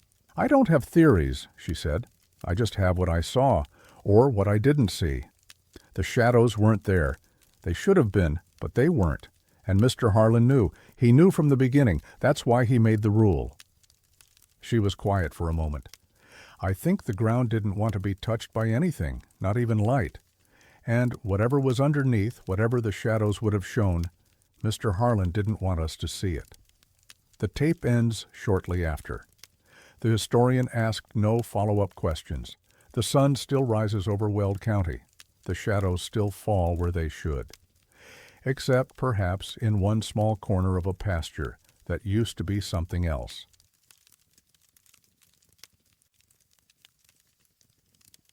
The tree had been drawing the valley long before anyone thought to map it.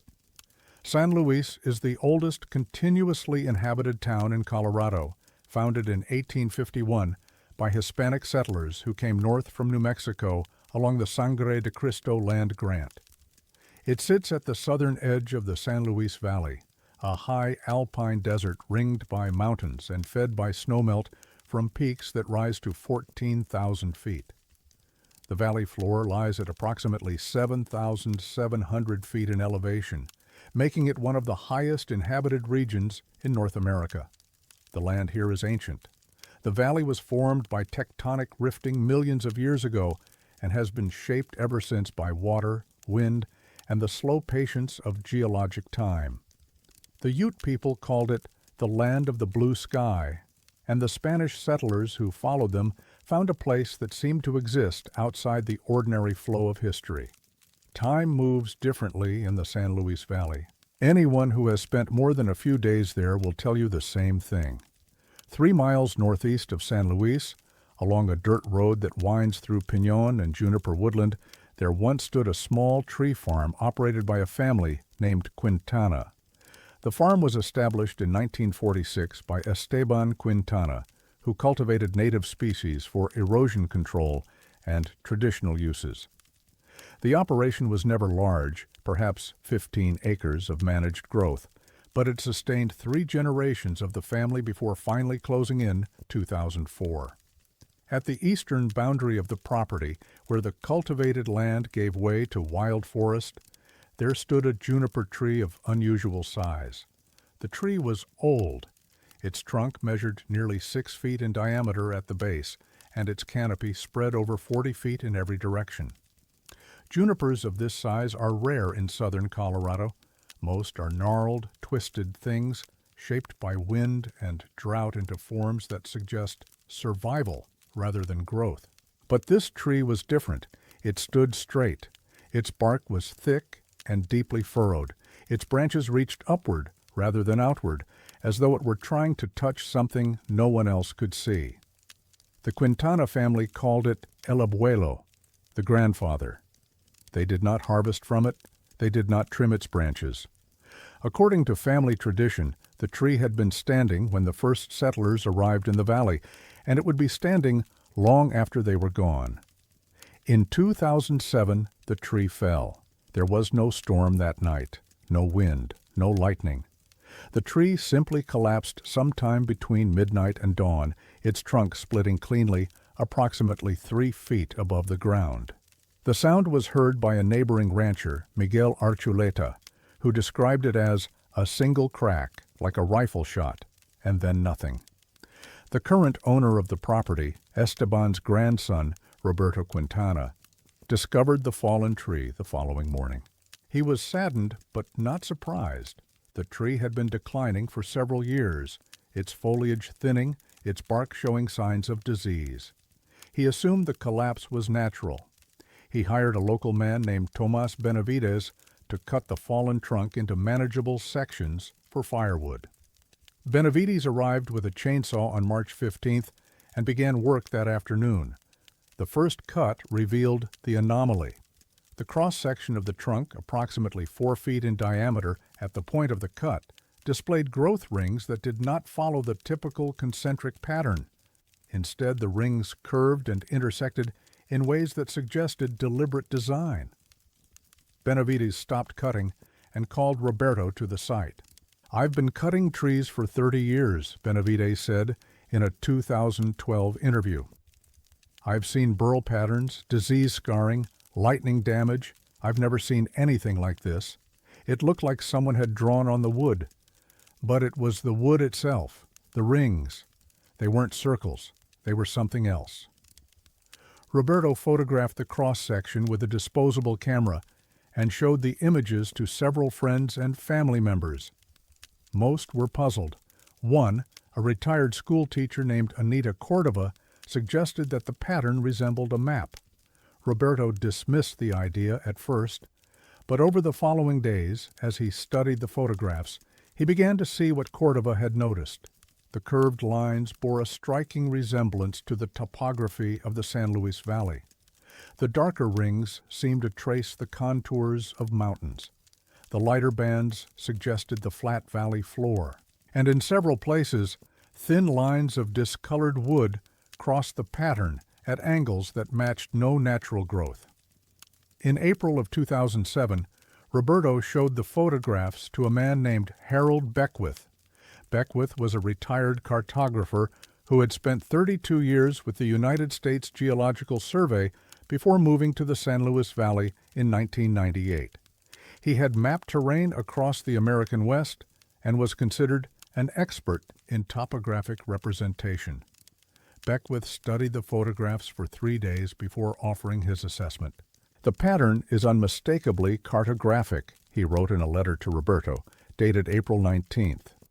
"The central formation corresponds precisely to the San Luis Valley, oriented with north at approximately 11 o'clock. The elevated bands match the Sangre de Cristo range to the east and the San Juan Mountains to the west. The detail is remarkable. I can identify individual peaks, including Blanca Peak and Culebra Peak, with a high degree of confidence." But it was the thin lines that troubled Beckwith most. "Several linear features cross the pattern in ways that do not correspond to natural growth or decay," he continued.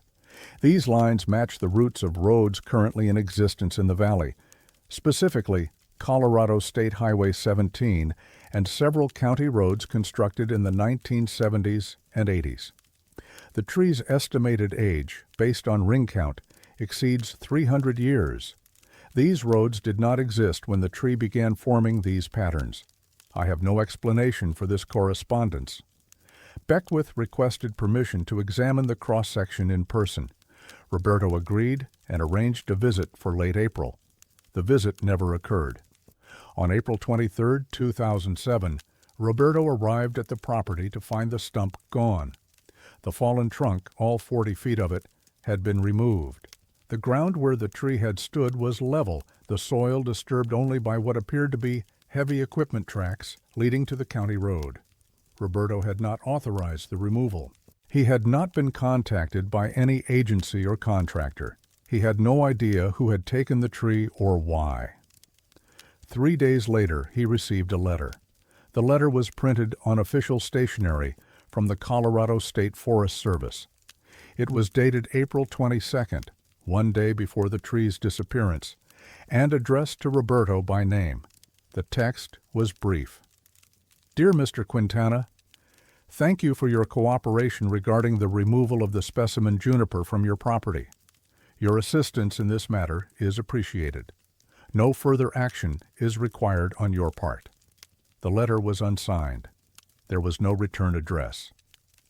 The Colorado State Forest Service, when contacted by Roberto in May, stated that they had no record of any correspondence with him, no record of any removal operation on his property, and no knowledge of the tree in question.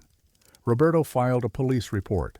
The Costilla County Sheriff's Office investigated, but found no witnesses, no evidence of the equipment used, and no indication of where the tree had been taken. The case was closed after 6 weeks due to lack of leads. Harold Beckwith continued to study the photographs for several years. In 2010, he presented his findings at a private meeting of retired USGS employees in Denver. The presentation was not recorded, and no written summary exists. Beckwith died in 2014, and his personal papers were donated to the Denver Public Library, where they remain unprocessed.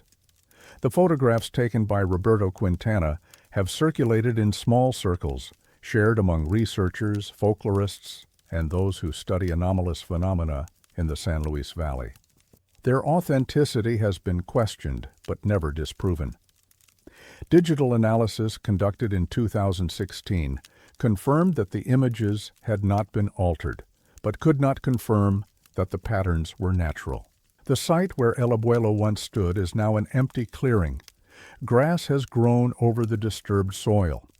A small marker placed by Roberto in 2008 identifies the location.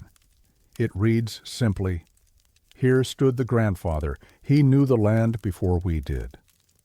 Miguel Archuleta, the rancher who heard the tree fall, offered his own perspective in a 2011 interview. "My grandmother used to say that the old trees remember," he said, "not like people remember, not in stories or words. They remember in their bones, in their rings. She said if you cut one open, you could see what the land had been through, what it was going to go through." He paused. "I don't know if I believe that, but I know what I heard that night. One crack, clean and sharp, like something finishing a sentence it had been writing for a long time. The roads in the San Luis Valley still follow the routes they were assigned in the 1970s and 80s. State Highway 17 still runs north from the New Mexico border. The county roads still branch off toward the mountains. The tree that may have known their paths before they were laid is gone. The cross-section that may have held a map older than cartography has vanished. And somewhere, in a warehouse, a laboratory, or a place that does not appear on any map, the grandfather's final drawing may still exist. Or it may have been erased, like so many things the land once knew.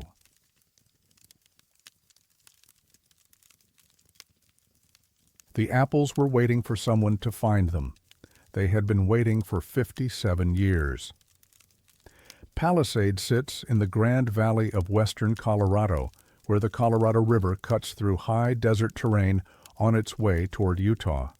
The town is renowned for its peaches, but apples have grown here nearly as long, first planted by settlers in the late 1880s who recognized that the valley's warm days, cool nights, and mineral-rich soil could produce fruit of exceptional quality. Orchards still blanket the hillsides, and in autumn the air smells of ripening fruit and wood smoke. The property known as the Aldrich Orchard lies 2 miles south of Palisade on a gentle slope overlooking the river. It comprises 38 acres of terraced land, most of which was planted with apple trees in the early 1900s. The orchard was established by a man named Cornelius Aldrich, a botanist from Pennsylvania, who arrived in Colorado in 1897 and spent the next 3 decades experimenting with fruit cultivation in high-altitude environments. Aldrich was known locally as an eccentric. He kept meticulous records, spoke to few people, and was rarely seen outside his property. He never married. He employed no permanent workers, hiring seasonal labor only during harvest and dismissing them immediately after. His neighbors considered him odd but harmless, a man devoted to his trees in a way that bordered on obsession. Cornelius Aldrich died in January of 1929. His death certificate lists the cause as heart failure. He was 68 years old. The orchard passed to a distant cousin in Ohio who had no interest in farming and sold the property within the year to a family named Strickland. The Stricklands operated the orchard for nearly 6 decades, expanding production and modernizing equipment, while leaving the older sections of the property largely untouched. In the summer of 1986, the Strickland family decided to renovate the original farmhouse, which had stood since Aldrich's time and was in need of structural repair. The renovation required excavating part of the foundation, and during this work, contractors discovered a root cellar that had been sealed behind a false wall. The cellar was small, approximately 8 feet by 10 feet, with stone walls and a packed earth floor. It had no ventilation and no access point other than the wall that had concealed it. The air inside was cold and still, untouched for what the contractors estimated had been decades. Inside the cellar, they found 14 wooden crates stacked neatly against the back wall. Each crate contained apples. The fruit was intact. The skins were smooth and unblemished. The color, a deep mottled red with faint gold streaking, was vibrant. There was no mold, no wrinkling, no sign of decay whatsoever. The foreman on the project, a man named Curtis Holloway, later described the discovery in an interview with a regional newspaper. "I've been in construction for 25 years, Holloway said. I've opened walls and found dead animals, old newspapers, bottles, all kinds of things people leave behind. But I've never found food that looked like it was picked yesterday. Those apples looked fresh. They smelled fresh. And they'd been sitting in a sealed room since before my father was born." The Strickland family contacted Colorado State University's Agricultural Extension Office, and a team of researchers arrived within the week. They collected samples from several apples and transported them to the university's laboratory in Fort Collins for analysis. The results were unprecedented. The apples contained no preservatives. No chemical treatments had been applied to the skin or flesh. The sugar content was normal for the variety, a heritage cultivar that the researchers tentatively identified as a strain of Arkansas Black, though with some anomalous characteristics. The water content was consistent with freshly harvested fruit, but the cellular structure told a different story. Dr. Nina Rautenberg, the lead researcher on the project, described the findings in a report submitted to the university in November of 1986. The report was never published in any academic journal and remained in the university's internal archives until it was digitized in 2019. Microscopic examination of the tissue samples revealed a complete absence of cellular activity, Rautenberg wrote. The cells were intact, structurally sound, and showed no evidence of decomposition or degradation. However, all metabolic processes had ceased. There was no respiration, no enzymatic activity, no indication of ongoing biological function. The tissue was, in a biological sense, inert. Rautenberg noted that this condition was inconsistent with any known form of preservation. Freezing causes ice crystal damage to cell walls, dehydration, causes shrinkage and structural collapse. Chemical preservation alters the tissue's composition. None of these mechanisms were present. The apples appeared to have simply stopped, as though time at the cellular level had been suspended. The research team attempted to germinate seeds extracted from the apples. None sprouted. The seeds were viable in appearance, properly formed with intact embryonic structures, but they would not grow. Tissue cultures failed to propagate. Grafting attempts produced no results. Whatever had preserved the fruit had also rendered it biologically inert. The Strickland family, unsettled by the discovery, chose not to publicize the findings. They donated several apples to the university for further study and disposed of the remainder. The sealed cellar was incorporated into the renovated foundation and is now part of the farmhouse's basement. But the discovery raised questions about Cornelius Aldrich that had no easy answers. Researchers examined Aldrich's surviving papers, most of which were held by the Mesa County Historical Society. His records were extensive, decades of observations on soil composition, pollination patterns, grafting techniques, and harvest yields. His handwriting was precise and systematic, the work of a trained scientist. But certain entries stood out. In a journal dated October of 1912, Aldrich wrote, "The late varieties continue to exceed expectations.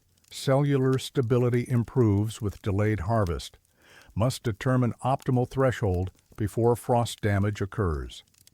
In November of 1918, experiment with Section D successful. Fruit held for 14 months with no measurable decay. Will extend trial to 24 months.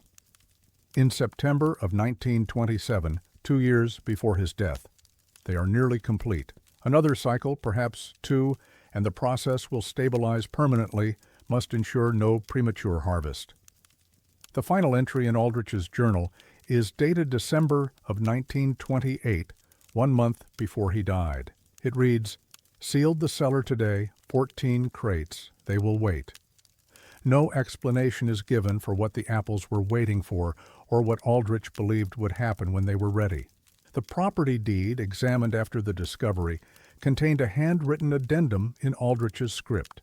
It had been overlooked for decades, a single line at the bottom of the final page, written in faded ink. "Do not harvest after the first frost. They are not finished." The Strickland family had never followed this instruction. They had harvested their apples according to standard practice, picking before the first hard freeze to avoid frost damage. The fruit from their trees had been normal, delicious by most accounts, but subject to the same decay as any other apple. The 14 crates in the cellar had come from trees that no longer existed. Section D of the original Aldrich orchard had been cleared in 1934 to make room for a new barn. No record indicates what variety had been planted there or how it differed from the rest of the orchard. Dr. Rautenberg attempted to continue her research into the apple's preservation mechanism, but funding was not approved. She left Colorado State in 1991 and took a position at a private research firm in California. Her notes on the Aldrich apples were archived and have not been accessed since 2004. The remaining samples were stored in the university's agricultural repository. In 2012, a graduate student named Elias Mendoza requested access to them for a thesis on historical preservation techniques. His request was denied without explanation. The samples are listed in the repository catalog, but marked as restricted authorization required. No authorization process is specified. The Strickland family sold the orchard in 2009 to a winery that converted most of the acreage to vineyards. The original farmhouse still stands, though it has been extensively remodeled. The current owners are unaware of the cellar's history. One of the apples from the original discovery remains in private hands. It was kept by Margaret Strickland, the family matriarch, who placed it in a glass case on her mantel in 1986. She died in 2017 at the age of 94. Her son, David Strickland, inherited the apple along with her other possessions. In a 2020 interview, he described its current condition. "It looks exactly the same as it did when they found it," he said. 34 years sitting in open air, and it hasn't changed. No rot, no shrinkage, nothing. My mother used to say it was waiting for something. I asked her what, and she just shook her head." He paused. She said, "I don't think it's finished yet." I don't know what she meant. I don't think she did either. The apple remains on David Strickland's mantel. It has not decayed. It has not ripened. It has not changed in any measurable way since the day it was pulled from a sealed cellar in 1986.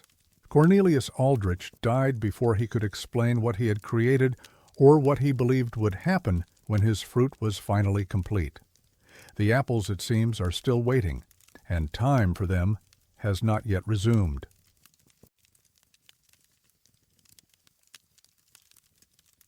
The land refused to be measured, and the man who tried to measure it was never seen again.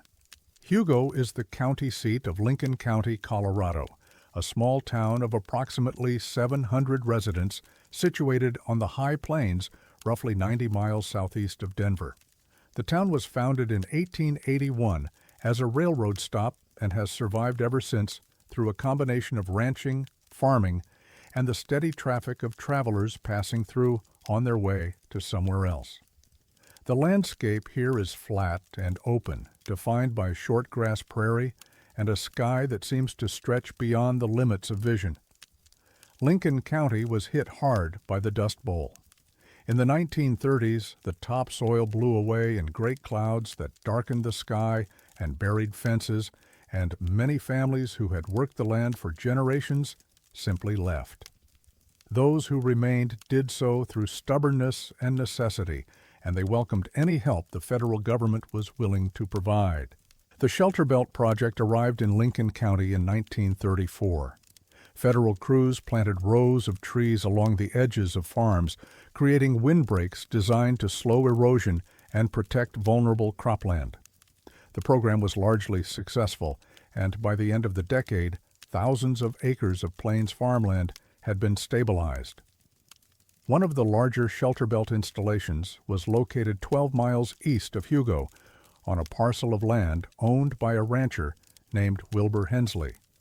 The project called for 6 rows of eastern red cedar and Russian olive, stretching nearly a mile along the northern and western boundaries of Hensley's property.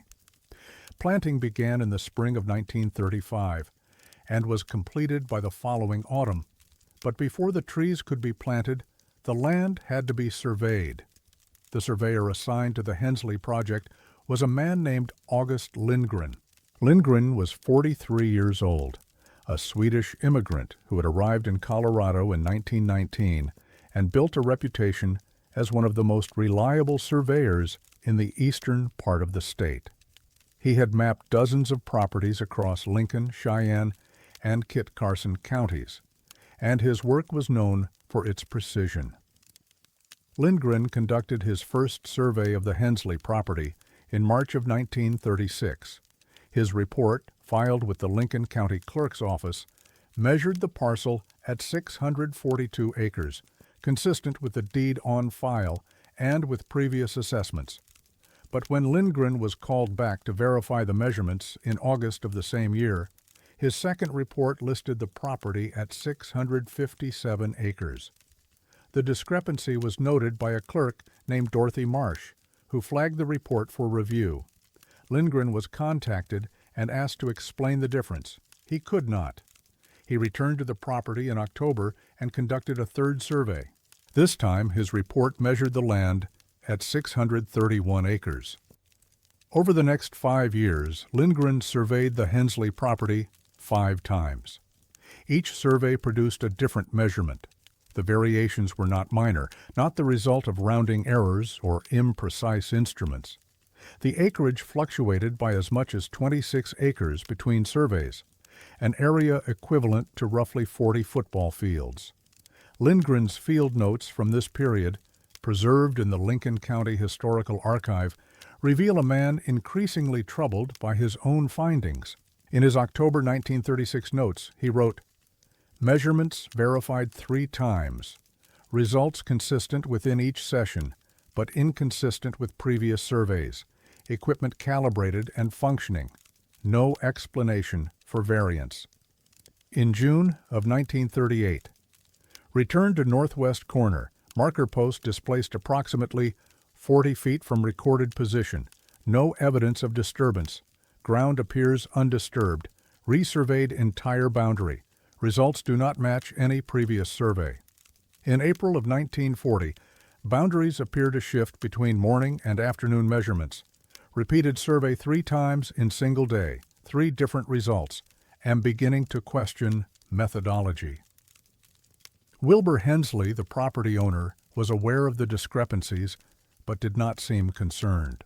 In a letter to the county assessor dated May of 1940, Hensley wrote, "The land does what it does. Lindgren can measure it all he wants. Won't change anything." No explanation for this statement was provided, and Hensley declined to discuss the matter further. He died in 1952, and his family sold the property shortly afterward. August Lindgren conducted his final survey of the Hensley property on September 12, 1941. His report, submitted to the county clerk on September 15th, measured the land at 668 acres, the largest figure he had ever recorded, and 26 acres larger than the original deed. But it was not the acreage that drew attention. It was the diagram. Lindgren's reports typically included hand-drawn maps of the properties he surveyed, showing boundary lines, landmarks, and notable features.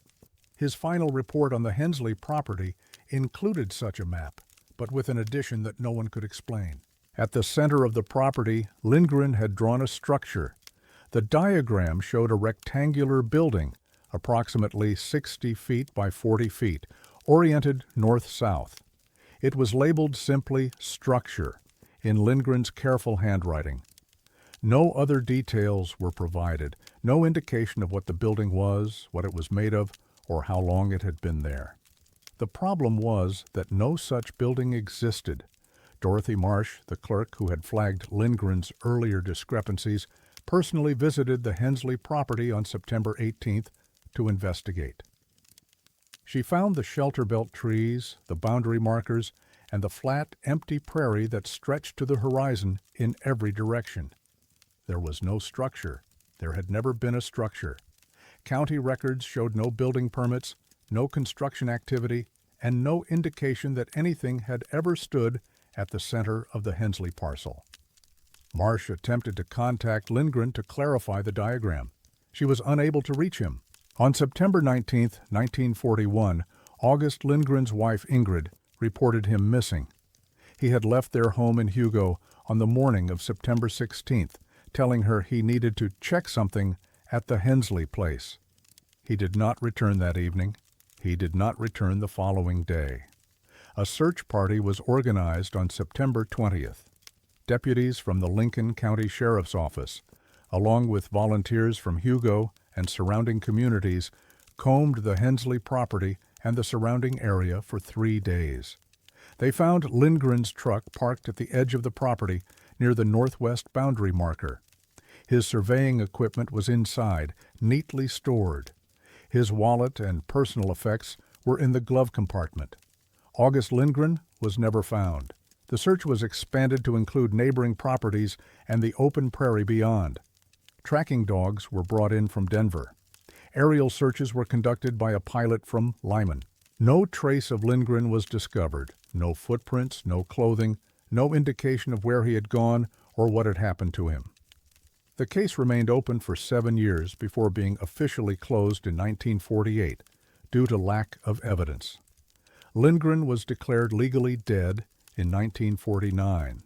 His widow, Ingrid, moved to Denver shortly afterward and never spoke publicly about her husband's disappearance. The Hensley property changed hands several times over the following decades.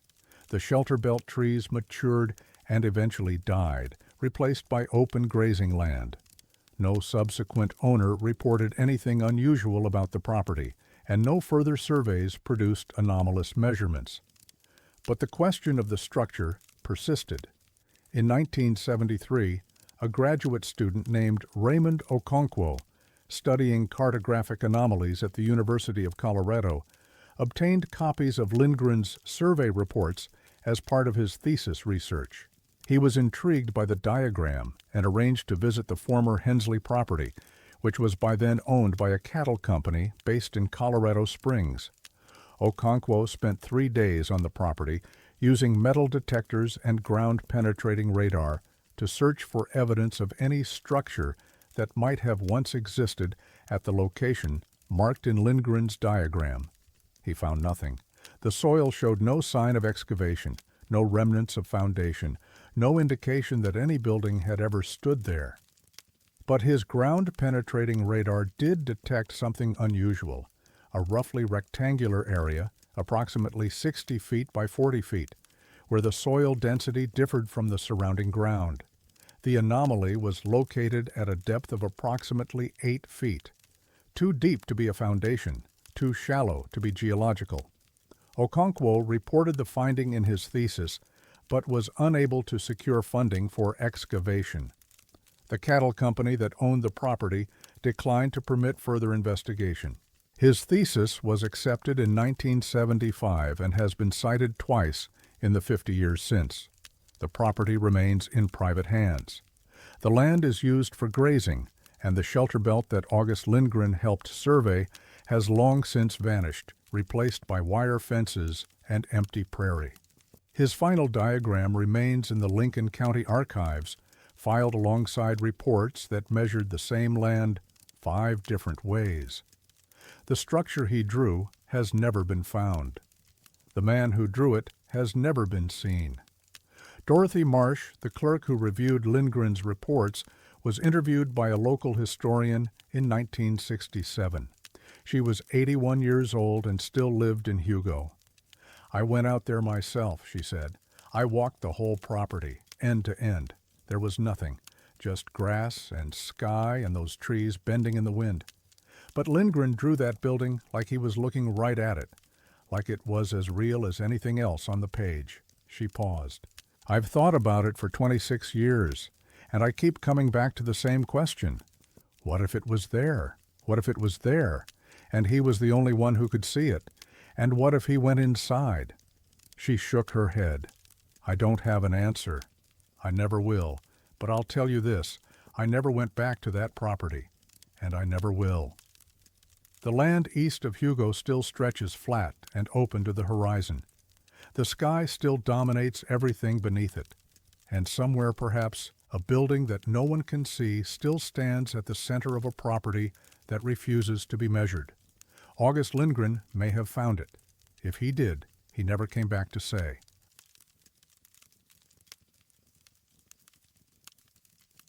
The trees were not where they had been the year before, and no one could explain how they had moved.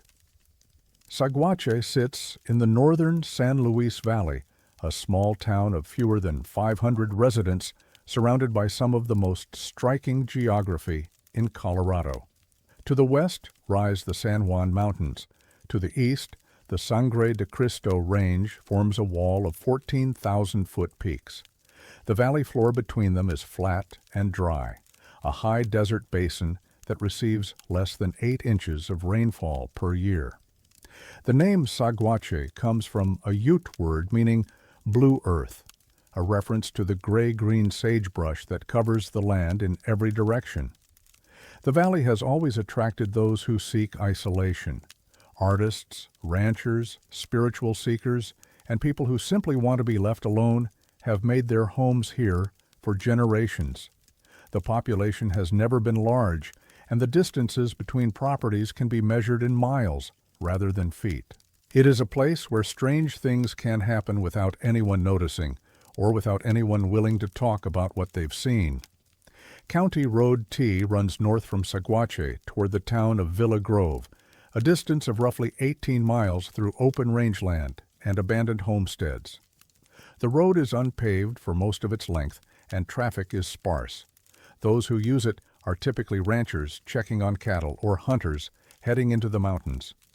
Few have reason to stop. But for 12 years, between 1970 and 1982, a small group of residents along County Road T noticed something that none of them could explain. The property in question was a defunct windbreak farm located approximately 7 miles north of Saguache, on the eastern side of the road. It had been established in the 1920s by a homesteader named Garrett Neville, who planted several rows of Lombardy poplars to protect his small wheat operation from the relentless valley winds. The farm failed during the Dust Bowl, and Neville abandoned the property in 1934. The trees, left untended, continued to grow. By the 1960s, the poplars had matured into a distinctive formation, a single row of roughly 24 trees, their tall, columnar shapes visible for miles across the flat terrain. The trees stood along the northern boundary of the original Neville homestead, marking what had once been the edge of cultivated land. The first report of movement came in the summer of 1970. A rancher named Howard Jessamine, whose property bordered the Neville land to the south, mentioned to a neighbor that the poplar row seemed closer to the road than he remembered. The neighbor, a woman named Vera Sandoval, dismissed the observation. Trees didn't move. Howard was getting old. Perhaps his memory was failing. But the following spring, Vera noticed the same thing. "I'd driven past those trees 1,000 times," she said in a 1989 interview with a regional folklorist.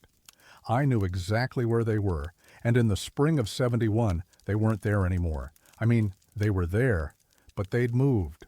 North. Maybe 20 or 30 feet. I couldn't believe it." Vera mentioned her observation to Howard Jessamine, who confirmed that he had noticed the same shift. They agreed to keep track of the tree's position, using the road as a reference point.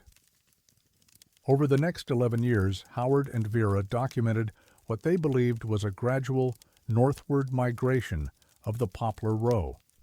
They took photographs from the same spot on County Road T, a fence post that Howard marked with orange paint every spring and fall. They measured the distance from the road to the nearest tree using a length of rope. Their records, later donated to the Saguache County Historical Society, show a consistent pattern. Each year, the trees appeared to be slightly farther north than the year before. The movement was not dramatic, perhaps 5 to 10 feet per season, but it was cumulative. By 1982, their measurements indicated that the tree line had shifted approximately 90 feet from its original position. The trees had not grown toward the north. They had moved there. Howard Jessamine was not a fanciful man. He had ranched in the San Luis Valley for over 40 years and had no interest in publicity or attention. He simply wanted to understand what he was seeing. In the summer of 1975, he contacted the Colorado Department of Agriculture and requested an investigation. A field agent named Russell Terrell was dispatched to examine the property. Terrell spent 2 days at the site. He photographed the trees, measured their positions relative to several fixed landmarks, and interviewed Howard, Vera, and 3 other residents who had noticed the phenomenon. His report, submitted in August of 1975, acknowledged the anomaly but offered no explanation. "The trees are mature Lombardy poplars, approximately 50 years old and good health," Terrell wrote. "Their current position does not match historical aerial photographs from 1952, which show the tree line approximately 60 feet south of its present location. However, no mechanism for such movement has been identified. Poplars do not possess the root structure or growth pattern necessary for lateral migration." Terrell recommended further study. The department declined, citing budget constraints. In 1979, Howard Jessamine contacted the department again, providing updated photographs that showed continued movement. This time, a different agent was sent, a younger man named Craig Wexford, who had recently transferred from the department's forestry division. Wexford's investigation was brief. He spent a single afternoon at the site and did not interview any of the witnesses.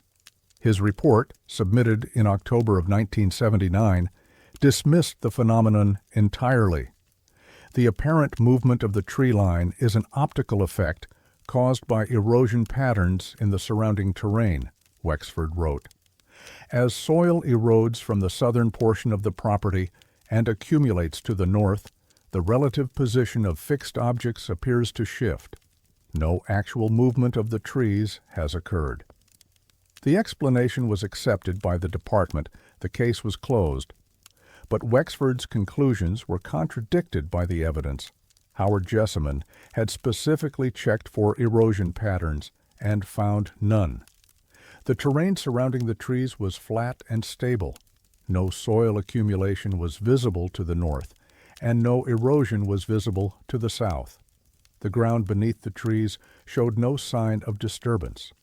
More troubling still, Wexford's report made no mention of the root systems. Vera Sandoval had observed something unusual about the ground beneath the poplars during a visit in the fall of 1977. She described it in her interview with the folklorist. "I walked out to the trees one afternoon," she said. "I wanted to see them up close, to see if there was anything that might explain what was happening, and I noticed the ground. Around each tree, in a circle maybe 6 or 8 feet wide, the soil was different, darker, softer, like it had been turned over recently." She paused. "But here's the thing. Those circles weren't centered on the trees. They were south of them, like the trees had been standing there, and then they'd stepped forward, and the circles were where they used to be." Vera did not return to the property after that visit. She said the trees made her uncomfortable in a way she couldn't articulate. Howard Jessamine continued his documentation until his death in 1984. His final photographs, taken in the spring of 1982, show the poplar row at what he measured as 93 feet north of its 1970 position. His notes from that year are sparse, but one entry stands out. "Measured again today," he wrote on April 17th. "Trees have not moved since last fall, first time in 12 years. Don't know if they've stopped or if they've arrived." Howard did not elaborate on what he meant by arrived. He died of a stroke 14 months later, and his records passed to his daughter, who donated them to the Historical Society without comment. The Neville property was purchased in 1986 by a developer from Denver who intended to subdivide it for vacation homes. The development never materialized, and the land was resold in 1991 to a conservation trust that has held it ever since. The poplar trees were removed in 1993. The trust's management report from that year describes them as diseased and structurally unsound, though no specific pathology is identified. The trees were cut down, the stumps were ground, and the wood was burned on site. A researcher named Dr. Yuki Tanaka, a botanist from the University of New Mexico, visited the property in 2008 while studying Lombardy poplar distribution in the Rocky Mountain region. She had read Howard Jessamine's records and was curious about the site. Her findings were inconclusive but suggestive. "The soil in the area where the trees once stood shows unusual stratification," Tanaka wrote in her field notes. "There are distinct layers of compressed organic material at regular intervals, extending north from the documented 1970 position to the documented 1982 position. The pattern is consistent with repeated root establishment and abandonment over a period of years." Tanaka did not publish her observations. She described them as interesting but insufficient for peer review. The land along County Road T remains empty. The sagebrush has reclaimed the ground where the poplars once stood, and no trace of them remains visible. The fence post that Howard Jessamine marked with orange paint still stands, though the paint has long since faded. Vera Sandoval died in 2003. In her final interview, conducted just months before her death, she was asked if she had ever developed a theory about what had caused the trees to move. "I don't have a theory," she said. "I just have what I saw. Those trees moved. A little bit each year for 12 years. And then they stopped. I don't know why they moved. I don't know why they stopped. But I know they were going somewhere. She looked out the window of her living room toward the mountains in the distance. I just hope they got there. The San Luis Valley still stretches wide and silent beneath the Colorado sky. The wind still blows across the sagebrush, and the mountains still watch from the east and west. And somewhere beneath the soil, in layers that no one has excavated, the roots of trees that are no longer there may still mark the path of a journey that no one understands.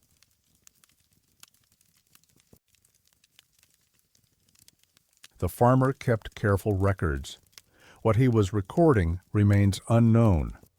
Rocky Ford is a small city in Otero County, Colorado, situated along the Arkansas River approximately 60 miles east of Pueblo. The town was founded in 1871 and takes its name from a natural crossing point where the riverbed was firm enough for wagons to ford.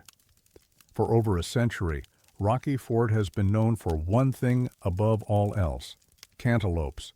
The melons grown here, fed by Arkansas River water and nurtured in the valley's alkaline soil, have won awards and supplied markets across the country. But melons were not the only crop that farmers attempted to cultivate in the Arkansas Valley. The same irrigation systems that made cantaloupe farming possible also supported experiments with shade trees, ornamental plantings, and fruit orchards. Most of these ventures failed. The climate was too harsh, the water too unpredictable, and the soil too demanding for anything but the hardiest crops. One such failed operation was located 4 miles southwest of Rocky Ford on a parcel of land that bordered an irrigation canal fed by the Arkansas. The property was known locally as the Brennan Place, after the family that had farmed it since the early 1900s. The Brennans grew cantaloupes on most of their acreage, but dedicated a small section, roughly 8 acres, to an experimental planting of shade trees and melons intended for a niche market in Denver. The experiment began in 1943. It ended in 1951. No one in the Brennan family ever explained why.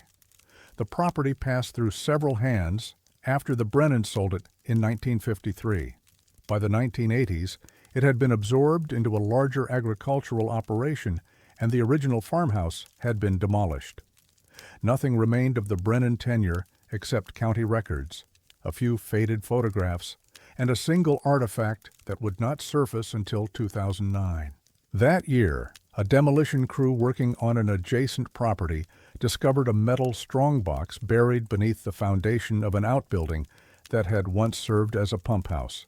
The strongbox was rusted but intact, and inside, wrapped in oilcloth, was a leather-bound ledger.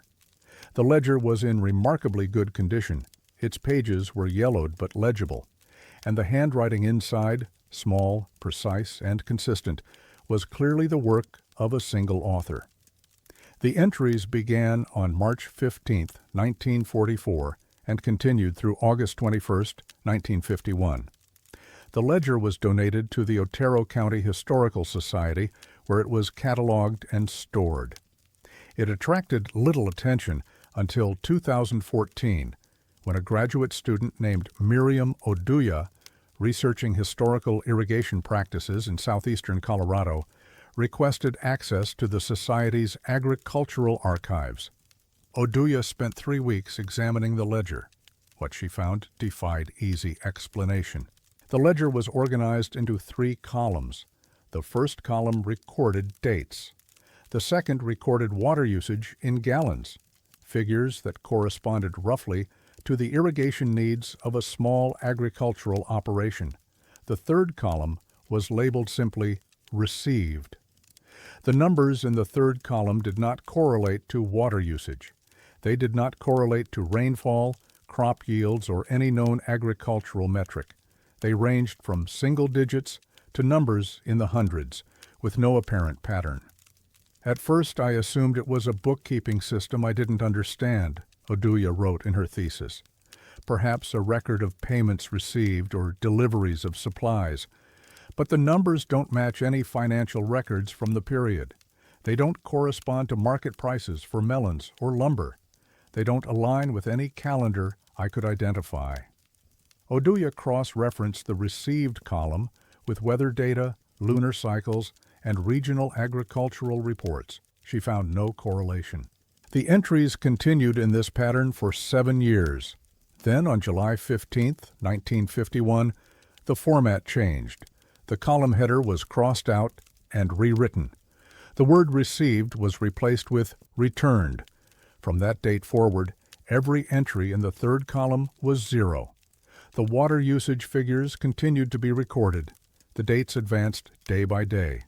But the third column showed only zeros, 37 of them, one for each day between July 15th and August 21st, 1951. The final entry, dated August 21st, is incomplete. The date and water usage are recorded, followed by a 0 in the third column. Below that, in the same careful handwriting, begins a sentence that was never finished. They have taken back what was. The sentence ends there. No period, no continuation. The remaining pages of the ledger are blank. Oduya attempted to identify the author of the ledger. County records indicated that the Brennan property was owned by a man named Clarence Brennan from 1938 until 1953. Clarence had inherited the land from his father and worked it with his wife, Ada, and their 2 sons. But the handwriting in the ledger did not match samples of Clarence Brennan's signature preserved in county documents. Oduya consulted a handwriting analyst who concluded that the ledger had been written by someone other than Clarence, likely a man based on the pressure and stroke patterns, but not anyone whose handwriting appeared in the available records. No hired workers were documented on the Brennan property during the period in question. No family members other than Clarence, Ada, and their sons were known to have lived there. Someone else had kept the ledger, someone whose identity remains unknown. Oduya interviewed descendants of the Brennan family in 2015. Clarence and Ada had both died in the 1970s, but their younger son Theodore was still living in a nursing home in La Junta. He was 91 years old and in declining health, but his memory of the farm was clear. "My father shut down the shade tree operation in '51, Theodore said. "I was 17. I remember because it was sudden. One day we were watering the trees. The next day he told us to stop. Said there was no point anymore. He never explained why." Oduya asked Theodore about the ledger. He did not recognize it. "We kept records, sure. My mother handled most of that.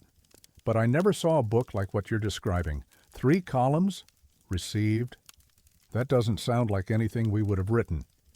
Oduya showed him a photograph of the ledger's final page. Theodore studied it for a long moment. "That's not my father's handwriting," he said. "That's not my mother's either.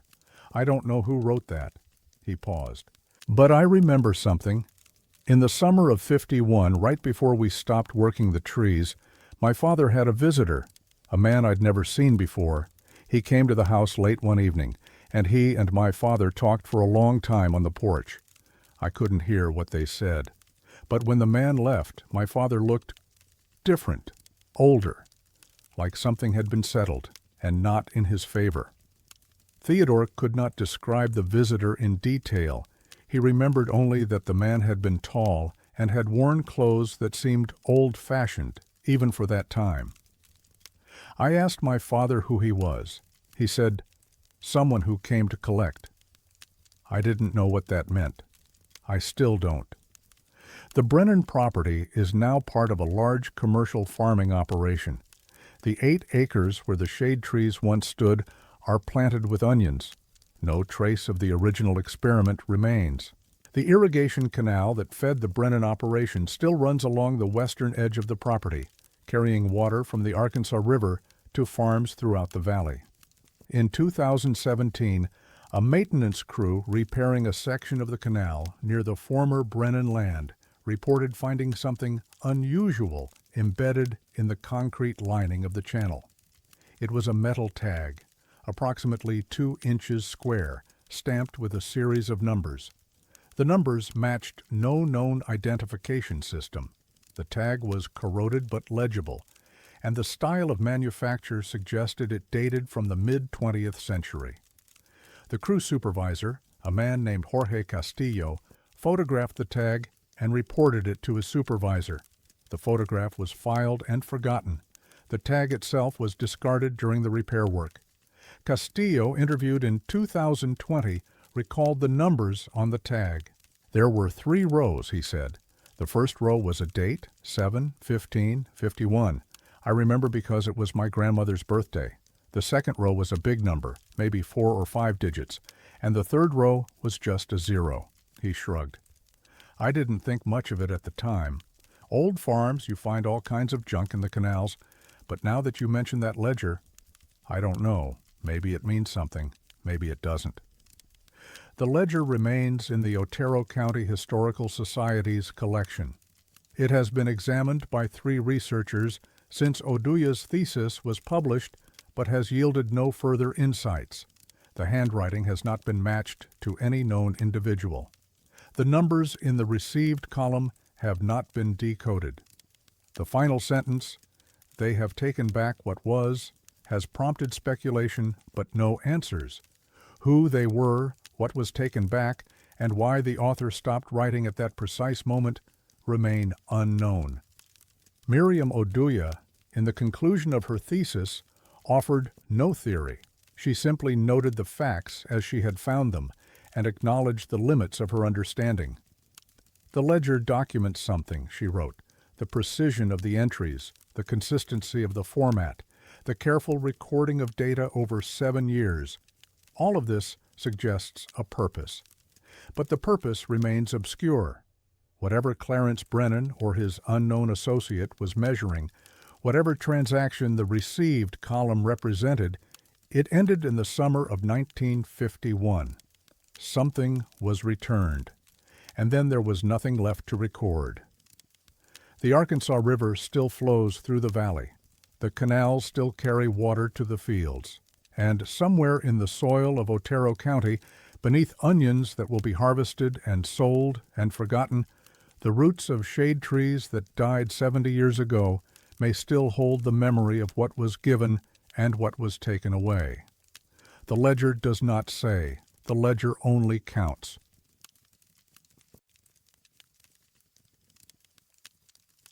The bees knew his name before he told them. That was when he stopped listening. Florence is a small city in Fremont County, Colorado, situated along the Arkansas River approximately 40 miles west of Pueblo. The town was founded in 1887 and has sustained itself through a shifting economy of coal mining, oil extraction, and agriculture.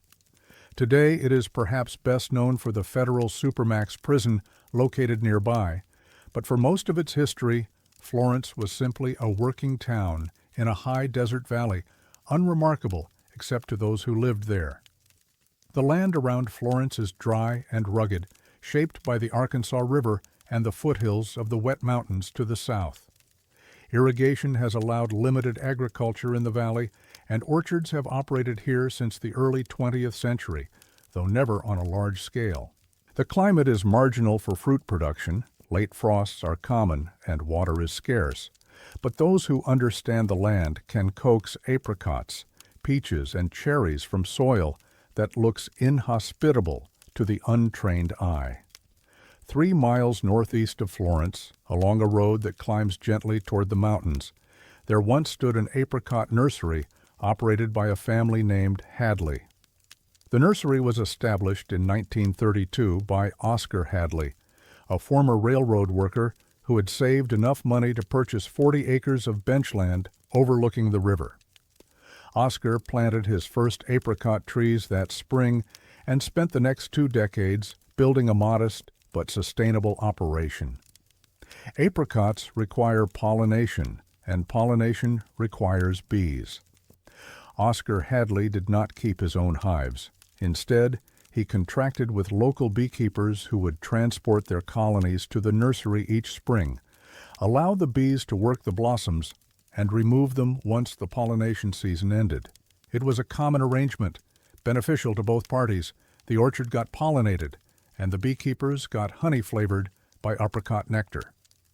For over 20 years, this system worked without incident.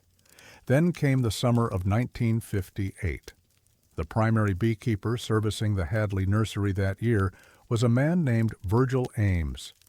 Virgil was 54 years old and had kept bees since childhood, learning the craft from his father and grandfather before him. He operated roughly 60 hives across Fremont and Custer counties and was known as one of the most experienced apiarists in the region. Virgil brought 23 hives to the Hadley nursery in late April of 1958, positioning them along the southern edge of the orchard where the morning sun would warm them early. The apricot blossoms were abundant that year, and the bees began working immediately. For the first 3 weeks, everything proceeded normally. Then Virgil noticed the comb. Bees build comb in predictable patterns, hexagonal cells arranged in parallel sheets optimized by millions of years of evolution for efficiency and strength. Variations occur, but they are typically minor, slightly larger cells for drone brood, irregular edges where comb meets the hive body. The fundamental geometry remains constant. The comb in Virgil's hives had changed. He first observed the anomaly on May 19th during a routine inspection of hive number 7. The bees had built a section of comb near the bottom of the frame that deviated sharply from the normal pattern. The cells were elongated and arranged in curves rather than straight lines. The overall shape was irregular, almost organic, like something grown rather than constructed. Virgil removed the frame and examined it more closely. The pattern was not random. The curved cells formed distinct shapes that, as he turned the frame in the light, resolved into something recognizable. Letters. The comb spelled a word. The word was Virgil. Virgil did not tell anyone what he had seen. He assumed it was a coincidence, pareidolia, the human tendency to perceive meaningful patterns in random data. He destroyed the section of comb, replaced the frame, and continued his inspections.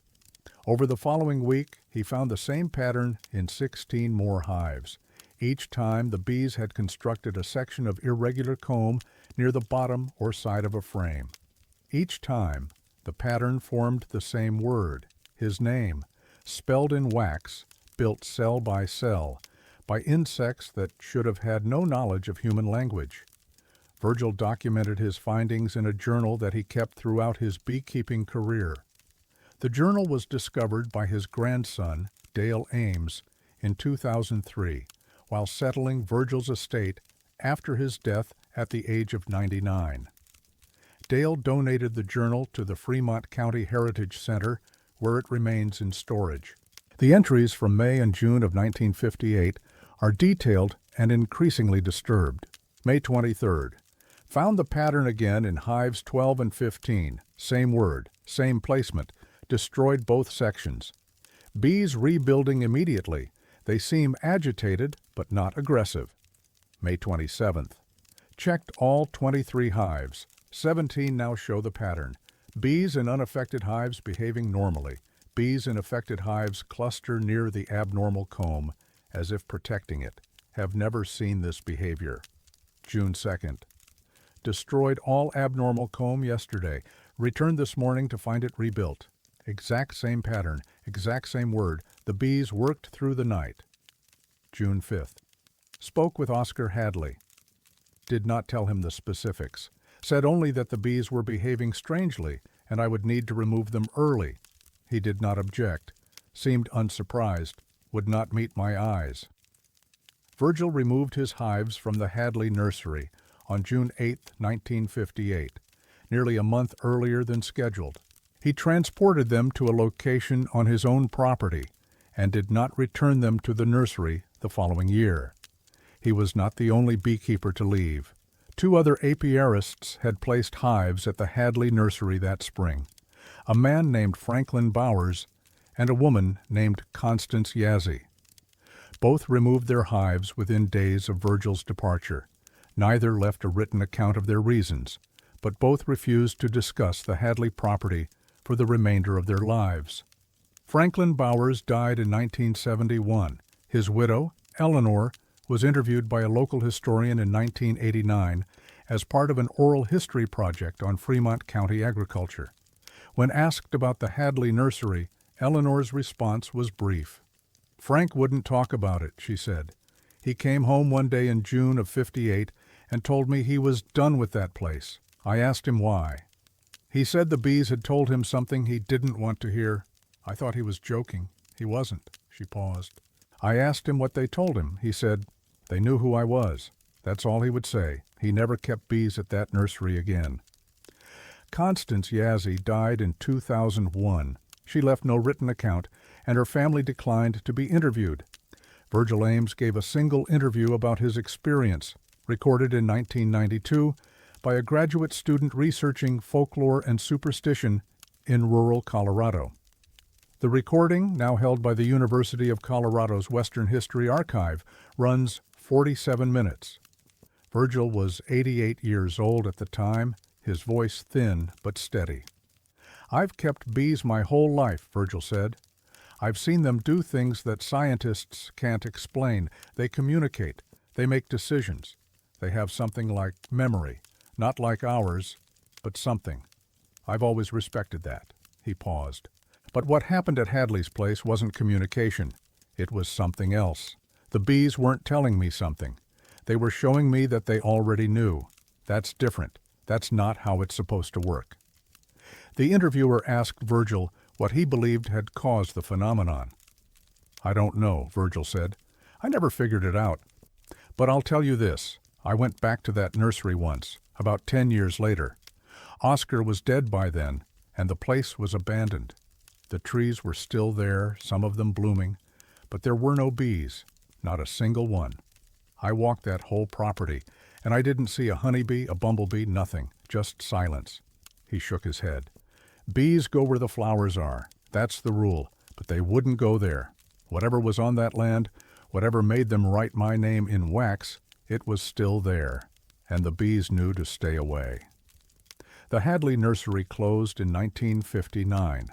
Oscar Hadley sold the property to a cattle rancher and moved to Pueblo, where he lived until his death in 1967. No explanation for the closure was ever provided, and Oscar never spoke publicly about the events of 1958. The property changed hands twice more before being purchased by a conservation organization in 1994.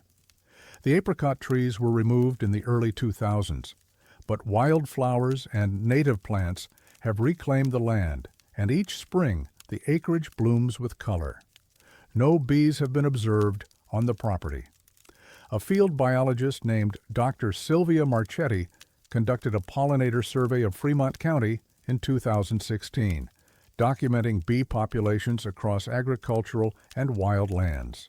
Her study included the former Hadley property, which she visited on 3 separate occasions during peak flowering season. Her notes from those visits are consistent. May 14th, no bee activity observed. Abundant blooms, ideal conditions. Checked for pesticide residue, none detected, unusual. May 22nd, returned with monitoring equipment, placed pheromone traps and sugar water stations, no visitors after 6 hours of observation. June 3rd, final visit, still no bee activity. Adjacent properties show normal pollinator populations. This site appears to be actively avoided. Marchetti did not include the Hadley property in her published study. When contacted by a journalist in 2019, she declined to comment on her findings. The land northeast of Florence remains quiet. The flowers bloom each spring, unpollinated, and set no fruit. The wind carries pollen that no bee collects, and the blossoms fall without consequence. Virgil Ames, in his 1992 interview, was asked one final question, whether he had ever understood why the bees had spelled his name. He was silent for a long moment. "I've thought about it for 34 years, he finally said, "and the only answer I have is this. They were letting me know that they saw me, that I wasn't just a keeper. I was being kept track of, watched, recorded." He looked down at his hands, still marked by decades of stings and labor. "I don't know who was doing the watching, but I know it wasn't the bees. They were just the ones holding the pencil." The flowers at the former Hadley nursery still bloom each spring. The bees still do not come. And somewhere, perhaps, a record is still being kept, written in a language that no one was meant to read.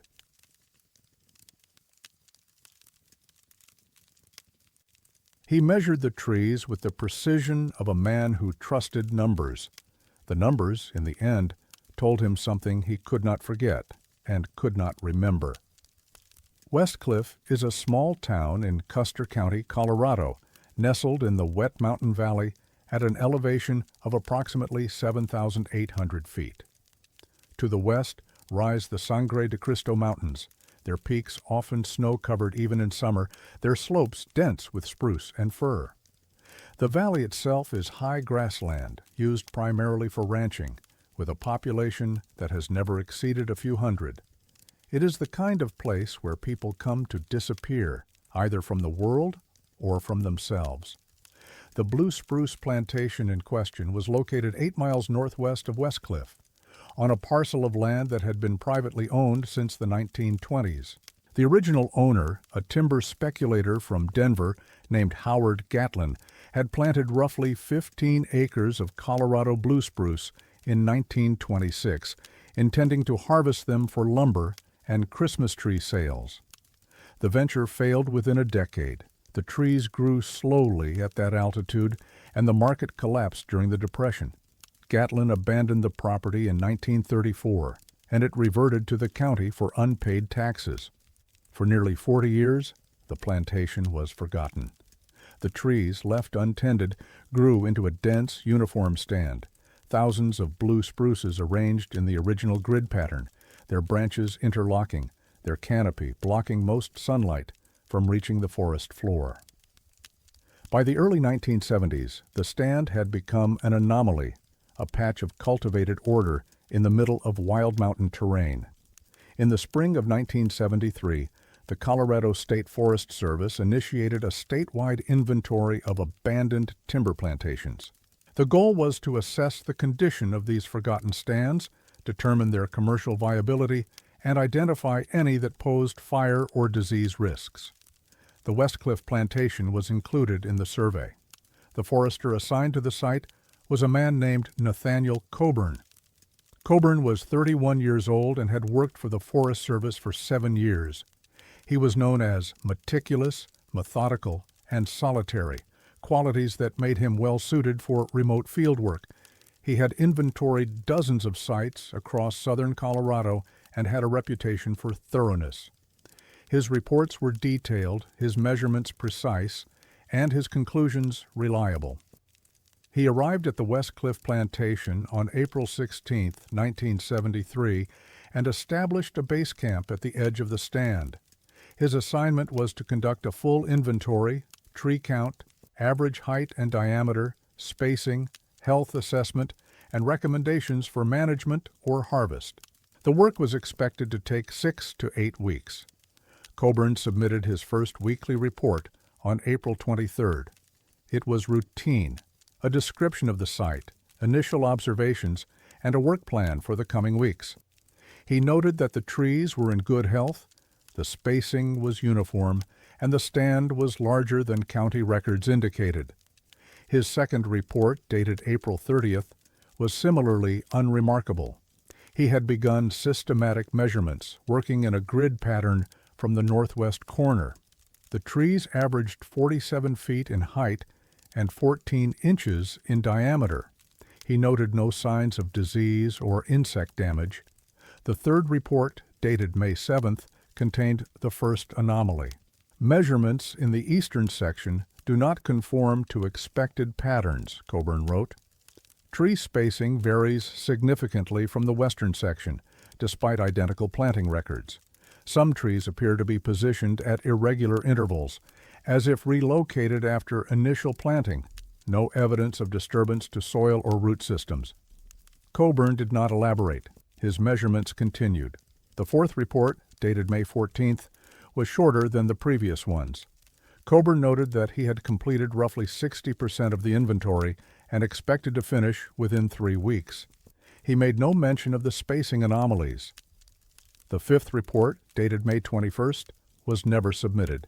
Coburn's supervisor, a man named Bernard Holt, attempted to contact him by radio on May 24th. There was no response. Holt dispatched a ranger to check on Coburn's camp on May 26th. The ranger found the camp intact, tent standing, equipment organized, food supplies partially consumed, but no sign of Coburn. A search was initiated on May 27th. Rangers and volunteers combed the plantation and the surrounding wilderness for 5 days. They found Coburn's field notebook in his tent, his truck parked at the trailhead, and his personal effects undisturbed. They did not find Coburn. On June 14, 1973, a man matching Coburn's description was found walking along Highway 17 near Alamosa, approximately 70 miles south of Westcliff. He was disoriented, dehydrated, and unable to provide a coherent account of where he had been or how he had traveled such a distance on foot. The man was Nathaniel Coburn. He was transported to a hospital in Alamosa, where he was treated for exposure and dehydration. Physically, he was unharmed. Mentally, he was a different matter. Coburn had no memory of the 3 weeks between May 21st and June 14th.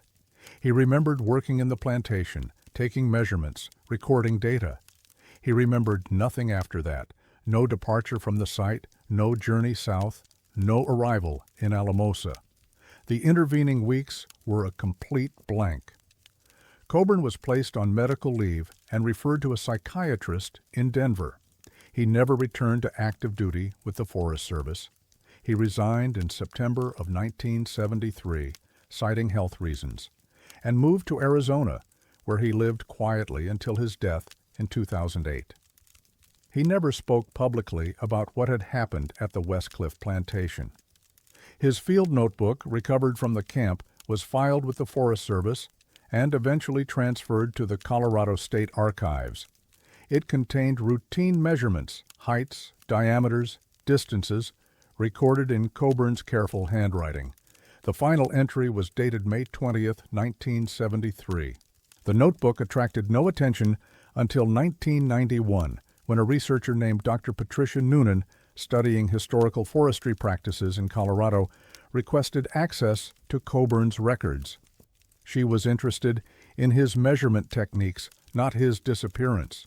But as she transcribed his data, she noticed something unusual. The measurements in the final pages did not correspond to any standard inventory format. Coburn had recorded tree heights in feet, diameters in inches, and distances in paces, all normal. But the sequence of measurements did not follow a logical grid pattern. The numbers jumped erratically, as if Coburn had been measuring trees at random rather than systematically. Noonan, curious, decided to plot the measurements on graph paper. She assigned each entry a coordinate based on its position in the notebook and mapped the corresponding values. The result was not random. When plotted, the measurements formed a recognizable shape, the outline of a human hand, fingers spread, oriented with the palm toward the right side of the page. The proportions were accurate: 4 fingers, a thumb, the curve of the palm. The shape was unmistakable. The hand was pointing west. Noonan included the finding in a footnote of her research paper published in 1993. The paper focused on forestry economics and attracted little attention. The footnote was not mentioned in any subsequent scholarship, but Noonan was troubled by what she had found. In 1995, she contacted the Custer County Sheriff's Office and requested access to the original case file on Coburn's disappearance. The file was thin: a missing person report, a summary of the search, a note indicating that Coburn had been found alive. One document stood out. It was a statement from the ranger who had found Coburn's camp, a man named Theodore Boyle. Boyle had included a detail that did not appear in the official summary. "I walked through the plantation before returning to base," Boyle wrote. The trees were dense, hard to navigate, but I noticed something strange. Near the center of the stand, there was a clearing, maybe 40 feet across. I don't know how it got there. The trees around it were healthy, no sign of cutting or disease. It was like they'd just moved aside, Boyle continued. In the middle of the clearing, someone had arranged stones on the ground. I counted 5 of them, laid out in a line. I didn't think much of it at the time, but later I realized they were spaced like fingers, like a hand pointing west. Noonan attempted to contact Boyle, but he had died in 1987. His statement remains the only first-hand account of the clearing. The West Cliff plantation was partially logged in 1998 by a private timber company that had purchased the land from Custer County. The company's records indicate that the central portion of the stand was inaccessible due to irregular terrain and was left unharvested. No further explanation is provided. The property is now owned by a conservation trust that prohibits public access. Satellite imagery from 2015 shows a dense stand of conifers with a small, irregular gap near the center. Nathaniel Coburn's medical records from 1973 were sealed at his request and have not been released. His psychiatrist, Dr. Eleanor Vance, died in 2002. Her notes, if they still exist, have not been located. Coburn himself left no written account of his experience, but his sister, Margaret Coburn Hess, provided a brief statement to a journalist in 2012, 4 years after Nathaniel's death. He never talked about what happened, she said. Not to me, not to anyone. But I visited him once in Arizona about a year before he died. He was sitting on his porch, looking west, the way he always did. And I asked him, just once, if he remembered anything from that summer. She paused. He said, "I remember the trees. They were trying to tell me something." I asked him what. He said, "The way out, but I couldn't read the directions." Then he went quiet, and I never asked again. The Sangre de Cristo Mountains still rise west of West Cliff. The blue spruces still grow in their cultivated rows, tended now by no one. And somewhere in that dense stand, in a clearing that may or may not exist, 5 stones may still lie on the ground, arranged in the shape of a hand. The hand points west. Nathaniel Coburn followed it, or was taken by it, or simply walked until he forgot why he was walking. He never found what the trees were pointing toward, or perhaps he found it, and that was precisely what he could not remember.